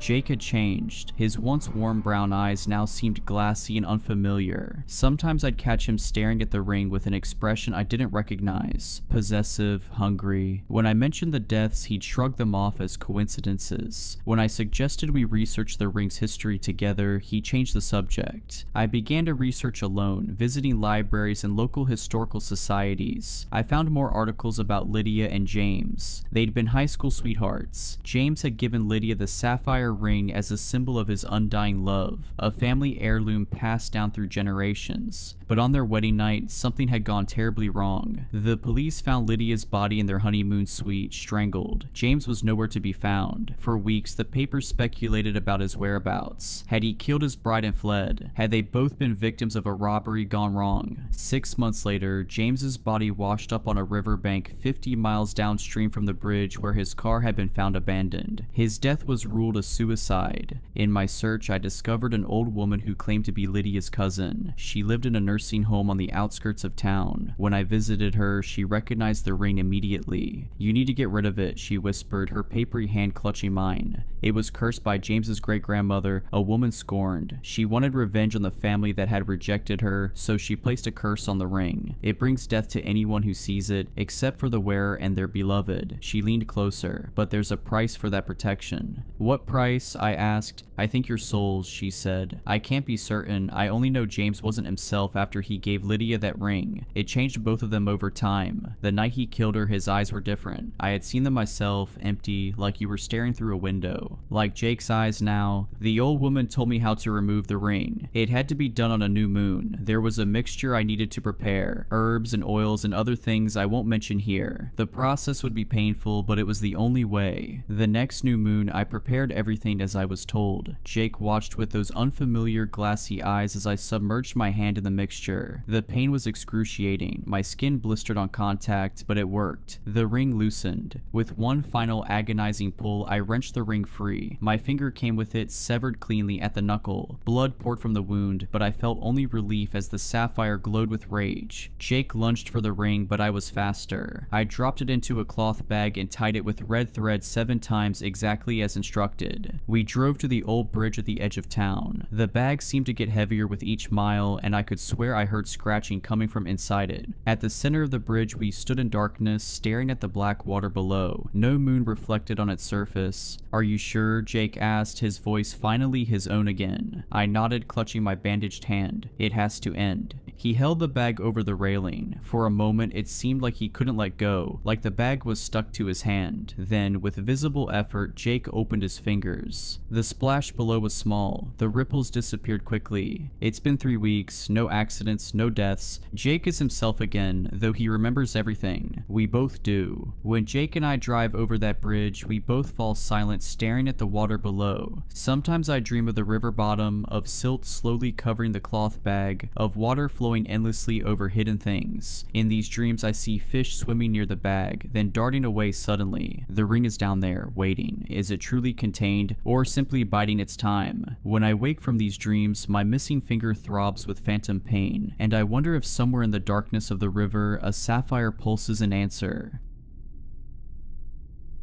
I'd like to start off with an apology. If I am correct, I may just have killed you and everyone you know. Hopefully that isn't the case, but if it is, sorry. I've been working as an immunologist for the past 17 years, and I'm quite well known for my work. Throughout my life, I've lost people I cared about to disease. My mother died from tuberculosis when I was 5. My best friend died of leukemia when I was 16, and my father has recently been diagnosed with stage 4 lung cancer. I've always viewed it as a malicious and evil thing that robs us of our family and friends. It's for this reason that I chose to study the immune system. It's truly a fascinating thing. Our bodies are somehow incredibly resilient and terribly delicate at the same time. My goal was to contribute to the eradication of disease. Well, I suppose the same can be said for all immunologists, but I worked with a fiery hatred for pestilence and sickness. I wanted, in a sense, to get revenge on the being I had made up in my head, this evil figure I had conjured up to personify disease. I was after more than just one. I didn't want to be the man who ended cancer or AIDS. I wanted to rid humanity of the greatest threat it ever had. My goal was to end as many diseases as I possibly could with one strike. I'll keep my explanations as brief as I can. I know you didn't come here for a science lesson. The human immune system is incredibly complex and has a vast array of countermeasures it uses to kill off pathogens. However, this all relies on the first step of the process, recognition. In order for anything to happen, some immune cell needs to come into contact with the foreign body afflicting the host. This can be any number of cells: T cells, B cells, macrophages, dendritic cells, NK cells, the list goes on. Once this happens, receptors on these cells bind to specific surface proteins on the pathogen, which starts the next step of the process. The pathogen is engulfed and digested. Afterwards, the cell takes pieces of this now dead pathogen and brings it to other immune cells to activate more immune responses. After a long list of signaling pathways, the host produces antibodies which bind to the pathogens and flag them for destruction. Later, when one of the many killer cells encounters a pathogen marked by antibodies, it will be swiftly eliminated. This process can apply to all types of diseases: bacterial, viral, even cancers. So why can't we just synthetically make a bunch of antibodies and shoot them into sick people? Well, there are many reasons actually. but one of them is the issue of immune response recognition. When your immune system goes out to kill targeted cells, how does it know which cells are good and which are bad? The answer is a molecule called sialic acid. Your cells produce this on their surfaces so that even if an immune cell binds to them, it can recognize the sialic acid structures on the surface and move on from it. But some diseases, disgusting and vile as they are, have evolved to use this to their advantage. Some of the most dangerous diseases are able to coat themselves in sialic acid in order to evade immune detection. For example, influenza binds to sialic acid on respiratory cells to gain entry into your lungs. Some bacteria like Neisseria meningitidis actually steal sialic acid from their host to create a disguise. And one of the reasons cancer is so difficult to treat is that cancer cells overproduce sialic acid, effectively wearing a do not kill sign that prevents immune cells from recognizing them as threats. This allows all of them to go about their business, killing innocent people and spreading to others. To combat this, humans have developed a treatment, one mainly for cancer, using sialidase,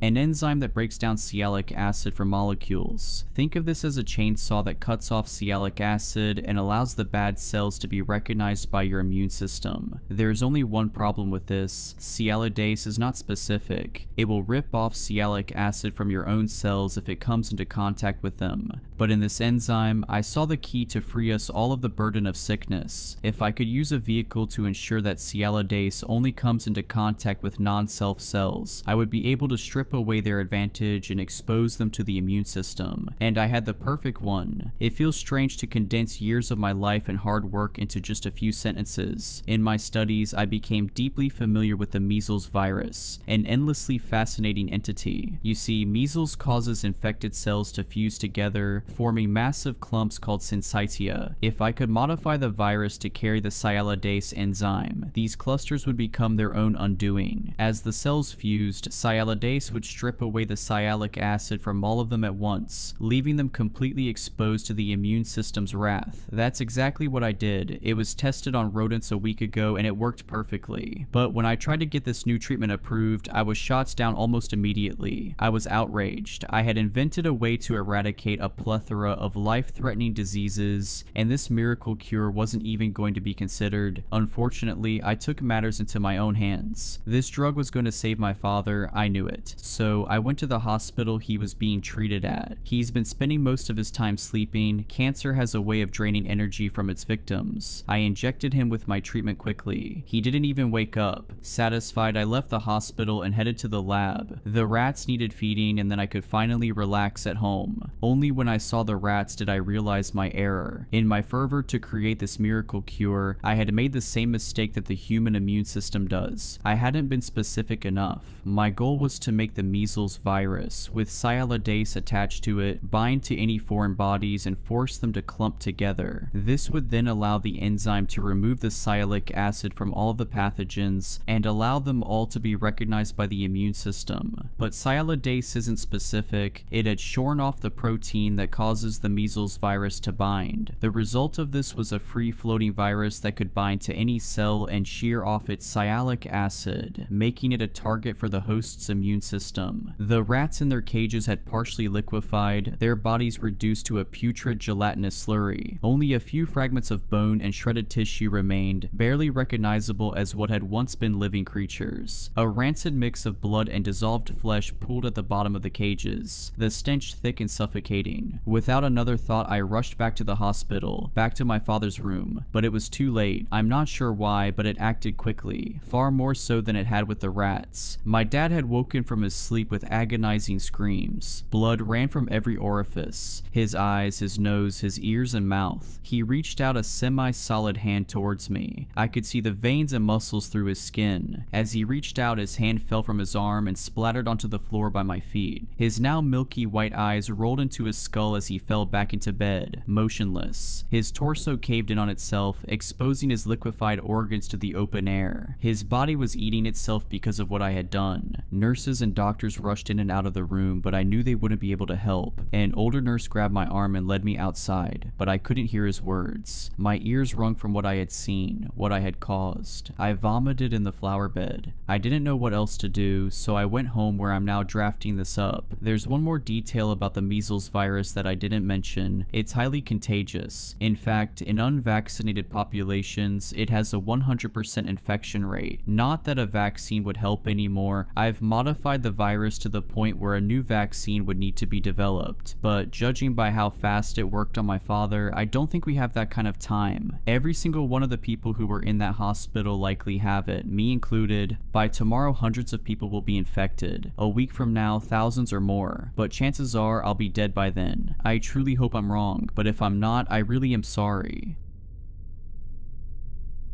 To anyone who finds this message, my name doesn't matter, but my story might. I am, or rather, I was a lead engineer at a top secret research facility deep beneath the ice of Antarctica. Our mission was simple: to explore and harness the power of an ancient technology buried miles below the frozen surface. What we discovered was something that should never have been awakened. The project, known as Obsidian, a codename we now know was more fitting than we ever realized, began with the discovery of a massive, perfectly preserved structure detected via satellite scans. This structure, buried under 4 miles of solid ice, was unlike anything on Earth, an impossibly smooth obsidian black pyramid emitting faint electromagnetic pulses. In December 2021, my team was dispatched to the site with cutting-edge drilling equipment to breach the ice and gain access. The project was classified at the highest levels of global security. Only a handful of people even knew it existed. As we tunneled closer, the pulses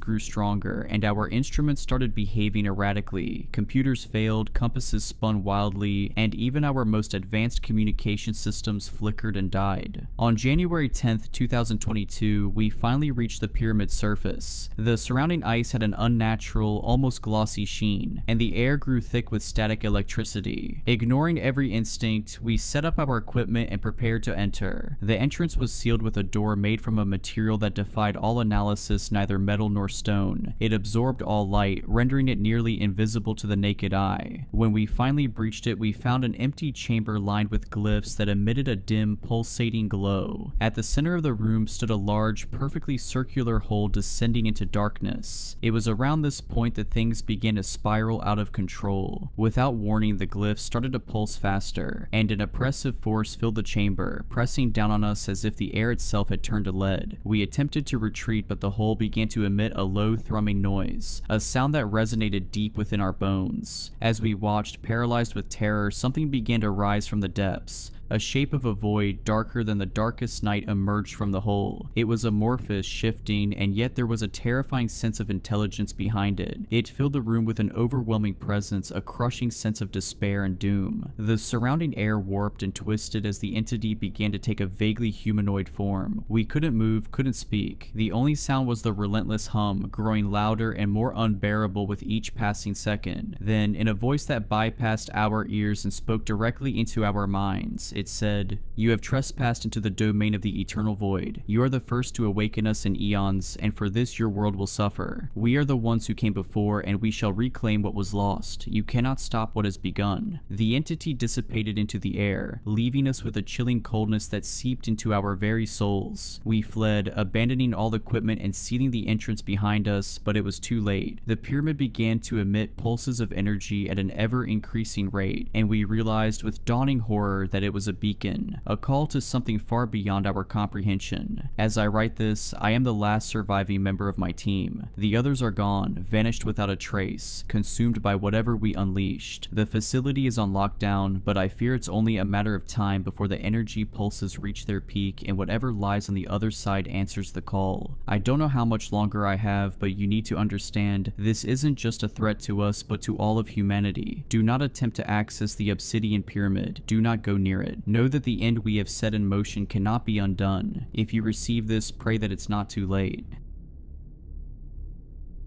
I barged through my front door and sprinted up the stairs. I made a run for the bedroom door before kicking it open. "I know he's in here. Where are you hiding him this time?" I screamed. My wife Susan was shocked to see me back from work and was sitting in bed reading a book. "I don't know what you are talking about, honey. I've been here all morning." I could tell from the red glow on my wife's cheeks and the beads of sweat rolling down her forehead she was doing more than reading a book. "I know that scumbag is here. I can still smell his stinking aftershave." I grabbed the blankets and ripped them off the bed. Susan tried her best to cover her naked body. "It's 2 in the afternoon. Why are you in bed naked?" Susan looked like a rabbit caught in a headlight. She stuttered as her brain tried to make up a plausible answer. I began tearing the room apart when suddenly I heard the sound of labored breathing coming from the closet. I felt a rage of red mist descend upon me before whipping open the closet doors. As I drove back to work, I couldn't get the image of Mason Bradley and his fat gut on top of my wife. Intrusive thoughts about my wife's infidelities permeated my mind as I drove my truck. At 37, my life wasn't where I expected it to be. My dreams of running my own company were as broken as the beat-up pickup truck I used to drive to work. My truck rumbled up to the gates of the steel mill. The security guard at the gate barely acknowledged my existence as the truck roared past him. As I turned into the car park, I noticed my boss Big Ed waiting for me. As I got out of my truck, Big Ed came scurrying over. For a man who ran a $1 million company, he always looked as if he was out panhandling for his next meal. His slacks were 2 sizes too big and he wore the same t-shirt every day. "What are you doing tomorrow, Jack?" I hated how Big Ed spoke to me. He had a habit of spitting after every sentence and would sometimes spit directly at me. "I was going to surprise my wife tomorrow and take her somewhere nice." Big Ed hitched his slacks up onto his gut. "Listen here now, Jack. My car's been giving me some trouble and I need you to service her. Couldn't you get someone else to do it?" I could tell he was getting annoyed with my attitude. "If you want your job Monday, you will do what you're told." He had me over a barrel and knew I couldn't afford to lose the only job the town had to offer. "I'll be over first thing in the morning." I arrived at Ed's dilapidated mansion. Ed was outside with his car swooning over her like it was some beautiful young woman. His face lit up as he ran his hands over the bonnet of the truck. "Be gentle with her, she's all I got," said Ed. Ed looked slightly smarter than his usual unkempt manner. "You got a date, Ed?" "When the cats are away, the mice will play," said Ed as he gave me a mischievous wink. Ed pulled a red handkerchief from his back pocket and wiped the sweat from his forehead. "I see one scratch on her and I will snap your neck." I was weary from a long day babysitting Ed's car. All I wanted to do was throw my feet up and have a nice cold beer. I stepped in my front door and was suddenly hit by a familiar smell. It smelt like Big Ed's nasty cologne, but I was too tired to take much notice. My body ached as I grabbed a beer from the kitchen before collapsing onto my chair. As I sat there, sipping beer and reevaluating my life's predicaments, I noticed something sticking from the armrest of my couch. I walked over and picked up the red piece of cloth. The same red piece of cloth Big Ed used to wipe the beady sweat from his grubby forehead. I unfolded the cloth, and to my dismay, there was Ed's name embroidered in the hanky. I was heartbroken and furious. I knew what it meant, and all I wanted to do was tear the house down with my bare hands, but I knew better than to let my anger get the best of me. My eyes welled up as I sped down the country road. I turned the radio up full blast to drown out my intrusive thoughts. I was too embroiled in a battle with my conciseness to notice the dark figure walking in the middle of the road. By the time I noticed it was too late. I slammed on the brakes and covered my eyes before the car came to a halt. To my relief, I couldn't find any signs of someone injured. I convinced myself stress was making me go crazy. As I tried jumping back in my truck, I heard someone approaching from behind. "Having trouble, buddy?" I felt a cold chill up my spine. Something was telling me to run, but my legs had turned to jelly from fear. A dark figure stepped out from the shadows of the looming trees overhead. "I thought I had hit someone with my truck," I nervously explained. I couldn't make out who I was talking to. All I could see was an outline of a tall, dark figure. "I hear you're having trouble with your wife."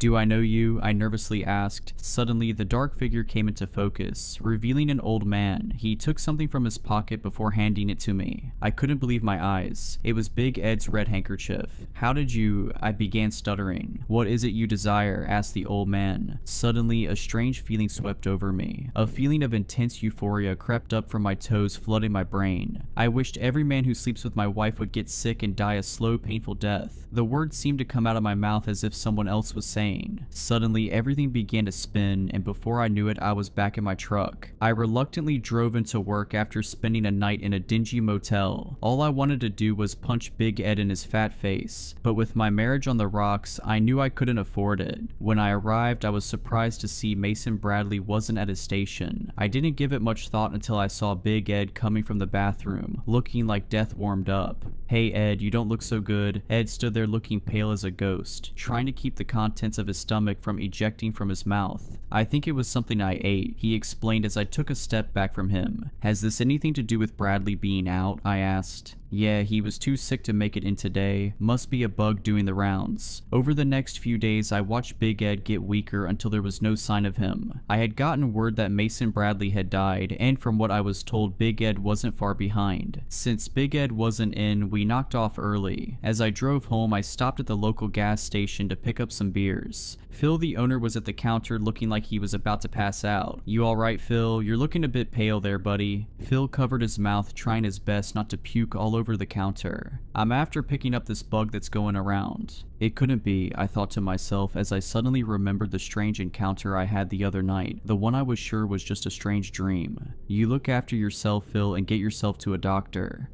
Will you give my love to that beautiful wife of yours, and tell her I'll drop over her magazines once I feel better," said Phil before dashing for the bathroom. As I drove into my driveway, I noticed Mrs. Stevens standing outside her house looking distraught. "What's wrong, Anne?" I asked. "It's Mike. They took him to the hospital." "Who took him?" Mr. Stevens was too distraught to get her words out. "Men in hazmat suits." I felt the familiar feeling of despair rise from the pit of my stomach. "Who else got sick?" "Bob, Tony from across the road, the guy who delivers the milk. They're dropping like flies."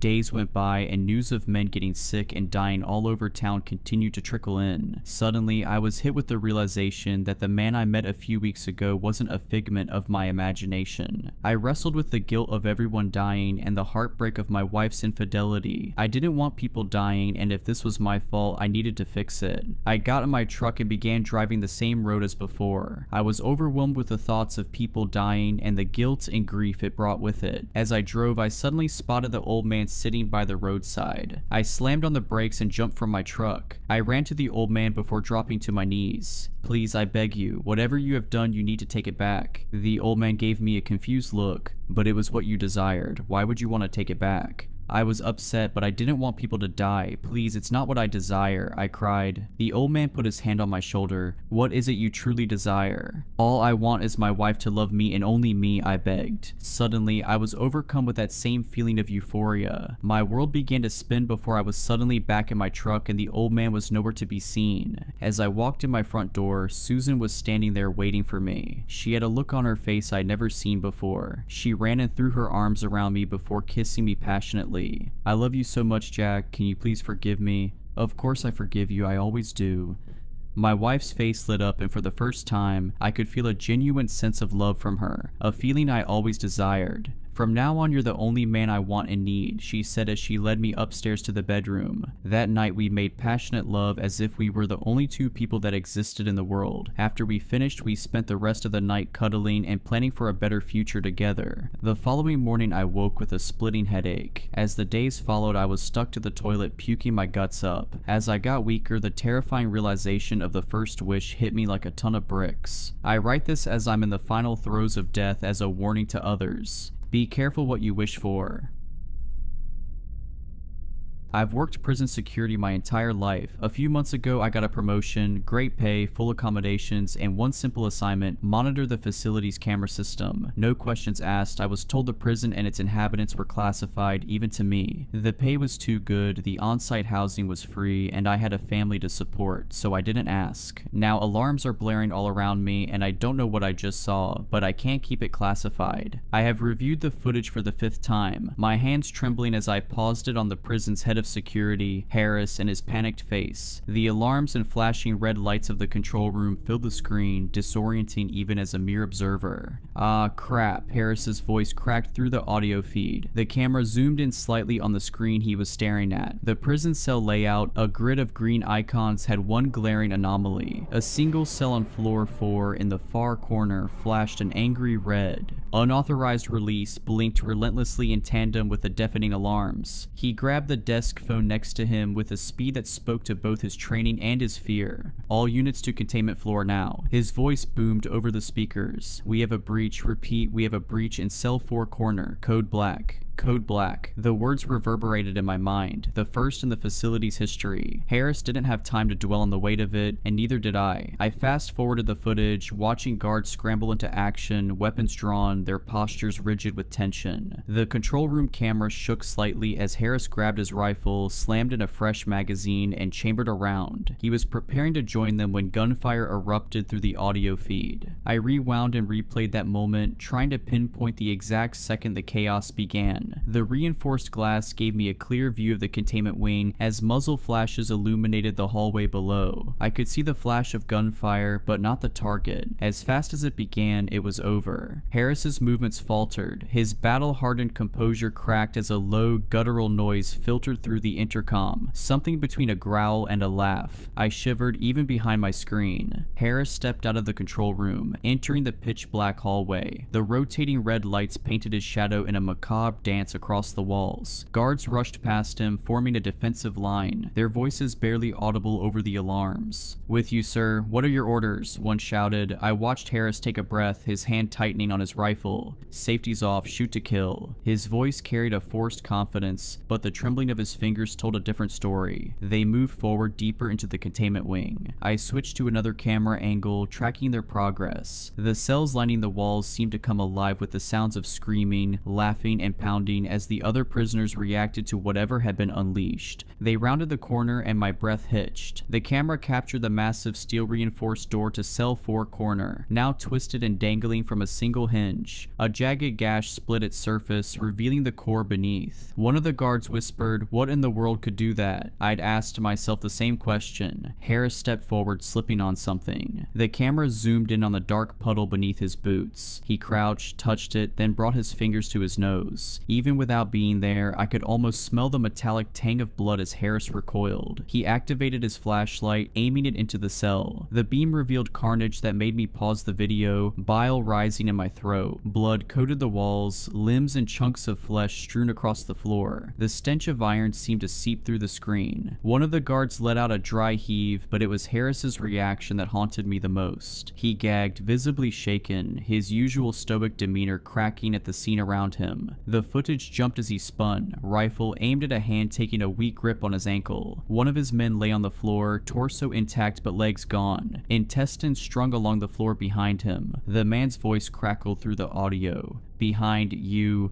Harris turned, the other guards following his lead. The camera angle shifted to capture what they saw. My blood ran cold, a child, or something resembling one. It clung to the wall like an arachnid, limbs contorted, black eyes hollow and lifeless. Its mouth twisted into a grin that stretched impossibly wide, revealing rows of needle-like teeth. I froze the frame, staring at the monstrous visage. It didn't move until Harris did, his voice a choked whisper. "What in the fu—" The creature screeched, the sound shrill and inhuman before lunging. The room erupted into chaos. The guards opened fire, their muzzle flashes briefly illuminating the scene. Screams filled the audio feed, cutting off one by one until only static and the distant wail of alarms remained. The camera feed from the hallway flickered. When it stabilized, the scene was eerily quiet. Blood dripped from the walls and pooled on the floor. Then came the sound, a slow, deliberate scrape, thud, scrape, thud. The creature emerged, dragging Harris's lifeless body behind it. His blood painted a crimson trail on the cold steel floor like a signature written of gore. It approached the far wall where a sealed door stood. I rewound and played that segment repeatedly, unable to look away as the creature raised Harris by his matted hair. His head lolled and a weak cough escaped his lips, blood splattering the wall. He was still alive. The door scanner activated with a mechanical ping, a red laser trying to scan his face. Harris's final cry sent shivers down my spine. "No," he said as he tried to keep his eyes sealed tightly. Jagged fingers slithered along his forehead and curled under his eyelids, prying them open, forcing the scanner to accept his retina. Blood and tears flowed down his face as he screamed. The door unlocked with a hiss of decompressed air, large locks unlatching with a clang. The creature discarded Harris with a sickening thud, his head colliding colliding with the wall. I had to stop the footage as his skull gave way, blood and brain spraying the lens, but I forced myself to finish it. The last moments showed the creature crawling through the now open door, slick with gore, leaving behind a facility drowning in silence and death,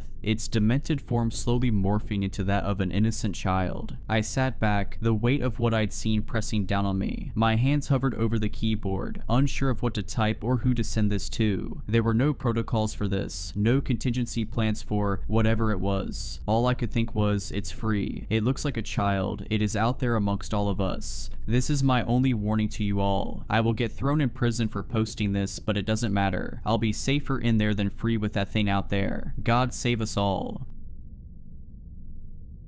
I don't know if I should be posting this, but screw it. It's been over 20 years, and no one ever believed me anyway. Maybe someone out there can explain what I saw that night. Back in 2003, I worked security at a government-funded research site. Not gonna say where, but let's just say it was out in the middle of nowhere, far enough that if something went wrong, no one would hear the screams. The facility was a fortress. Barbed wire, keycard access everywhere, armed patrols at night. Most of the time it was boring. Scientists came in, scientists left, and we were just there to make sure nobody messed with their work. But there was one project that always gave me the creeps. They called it Project Chimera. Even the other guards didn't know much about it, just that it involved biological stuff and that the scientists working on it never looked well rested. It was a quiet night shift. I was doing my usual rounds, walking the perimeter of the high security labs. Then my radio crackled. Containment breach in Lab 3, non-human interference. I remember thinking, what the hell does that mean? It wasn't unauthorized personnel, it wasn't security risk, it was non-human. I ran toward Lab 3, and when I got there, I saw two scientists standing outside looking absolutely terrified. Through the glass observation window I saw it, a deer. A stupid deer was standing inside the secure laboratory, right in the middle of all their high-tech equipment, its hooves tapping against the floor. It looked wrong. Not sick, not injured, just wrong. Its movements were jerky, its breathing was too slow. Its eyes were milky white, and I swear to God, for a second, I thought it was looking directly at me. One of the scientists, Dr. Nakamura, I think, was practically hyperventilating. She kept muttering something like, "It's interacting with the Matrix. This wasn't supposed to happen." Then the lights flickered, and everything went to hell. There was this low humming noise, like a power station warming up, but deeper, more alive. The air felt thick, like walking through syrup. The deer just stood there, its body twitching slightly, and the machines around it started sparking. Then, for a split second, it wasn't a deer anymore. I don't know how to explain it. It was still there, but its shape was warping, like it was being pulled apart and put back together at the same time. I could see other things inside it, patterns, shapes that didn't belong in a living creature. The scientists were screaming at each other, trying to shut the system down. I grabbed my radio and yelled, "We have a serious problem in Lab 3. But the second I said that, the deer snapped its head toward me so fast I heard its neck crack. And then it was gone. No explosion, no dramatic escape, just gone, like someone had flicked a switch and erased it from reality. The humming stopped, the machines went dead, the air felt normal again. They shut down the lab immediately. The higher-ups came in the next morning, cleared everything out, and told us not to ask questions. I overheard one of the researchers whispering that they found something left behind where the deer had been standing. A residue, some kind of organic material that didn't match anything they had on record. But no one ever explained what happened to the deer. They told us it was a security failure, that the deer had somehow wandered in through a ventilation shaft, which was bullcrap because I had walked that perimeter for months and there was no way a full-grown deer made it past all that security. A few weeks later, Project Chimera was shut down completely. The lab was sealed off and the lead researchers were reassigned or just disappeared. I put in my resignation not long after, but sometimes I still dream about that night, about the way the air felt wrong, about the deer's eyes, milky white, staring straight through me, and the way for just a second I swear it knew what I was thinking.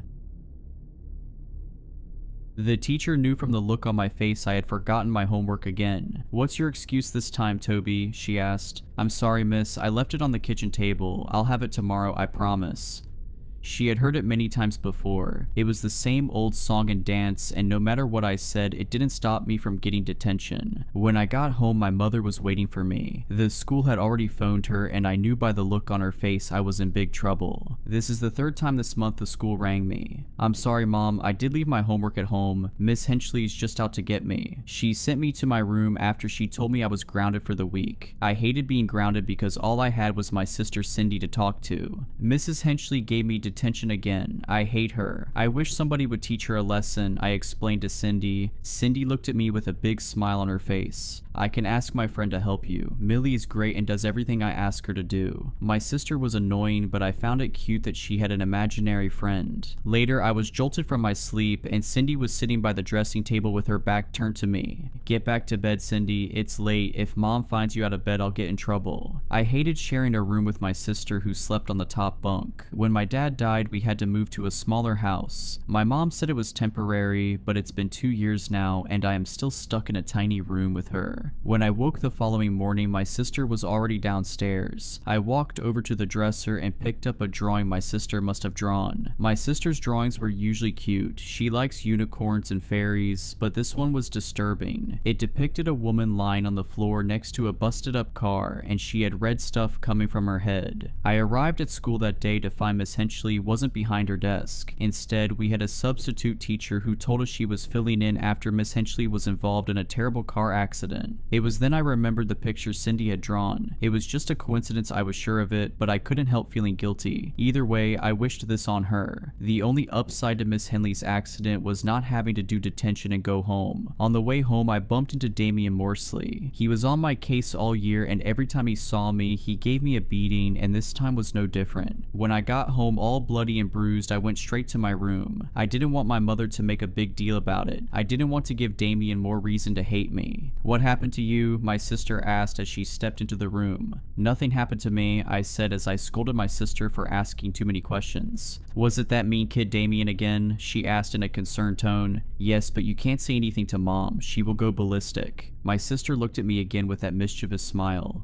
"Don't worry, Millie will fix him." The next morning, I woke to find another drawing left on the dresser. This picture was even more disturbing than the last. It showed a kid lying on the floor with what appeared to be a knife sticking from his stomach and a man standing over him. For the first time, I was hoping Damian was in class, but there was no sign of him. As the day went on, rumors started spreading that Damian's father was arrested for doing something terrible to him. On the way home, I decided to take a detour past his house. I was shocked to find his house surrounded by police tape and people in white suits in the garden. A kid on a bike was standing across from the house, and when I asked him what happened, he confirmed my biggest fear, that Damian was murdered by his father. It couldn't be. I refused to believe it, but it happening twice was too much of a coincidence. I ran home and called Cindy up to the bedroom. "Cindy, you need to stop this imaginary friend business. I don't know how you're doing it, but people are getting hurt," I shouted. I could see the tears well up in her eyes. "But Millie's real, she is not imaginary. You wait and see," she said as she broke down crying before running out of the room. That night, I fell asleep feeling guilty about shouting at my sister. I tossed and turned from a restless sleep before I was jolted awake. My sister was sitting at the dresser again, so I shouted at her to get back into bed, but she ignored me and kept on drawing. "Who are you talking to?" said a voice from above me. Startled, I turned to see my sister still in her bed, but when I turned back, the girl at the dressing table was gone. I walked over to the dresser only to find another drawing. I picked it up and a feeling of dread crept up my spine as I looked at the drawing. It was a picture of someone impaled on spikes with blood pouring from them at the bottom of a canyon. I feel the blood drain from my body. Tomorrow is our annual school trip to the Grand Canyon.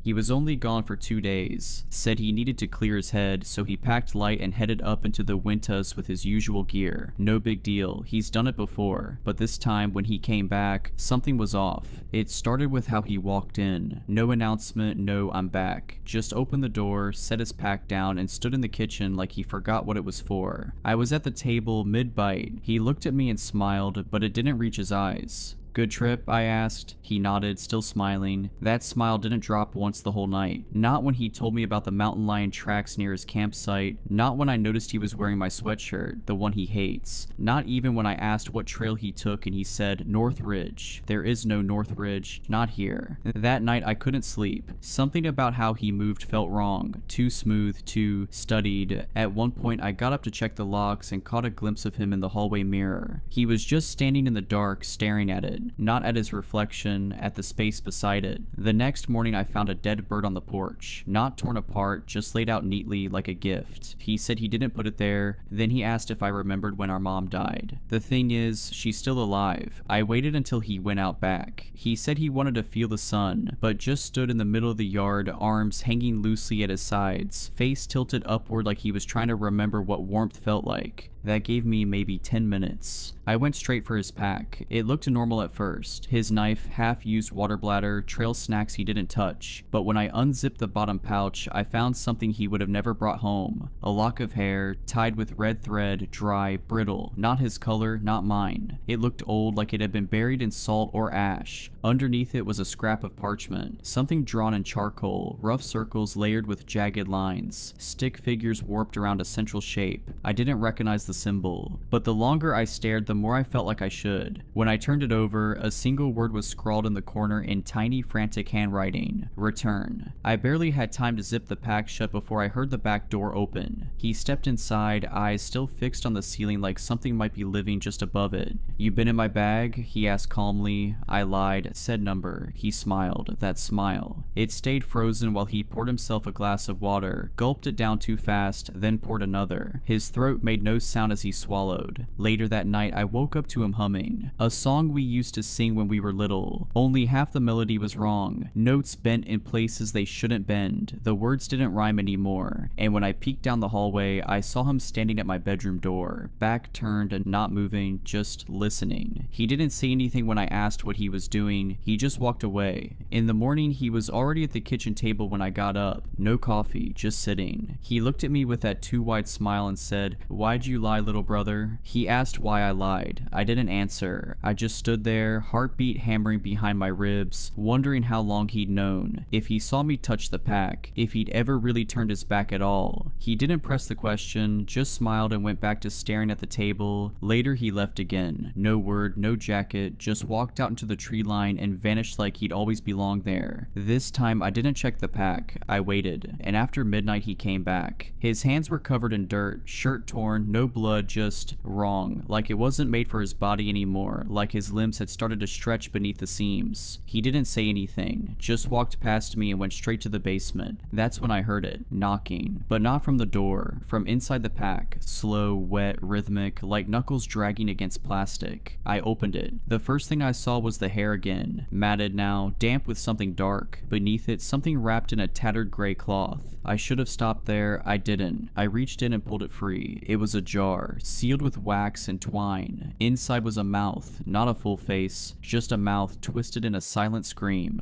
Gums torn back, lips stitched closed with animal sinew. But it was breathing. The glass fogged up every few seconds. It was trying to speak. Then I realized something. It looked like mine. I dropped it. The jar didn't break. It just rolled to the edge of the floor and sat there, vibrating softly. Then from the basement his voice called up.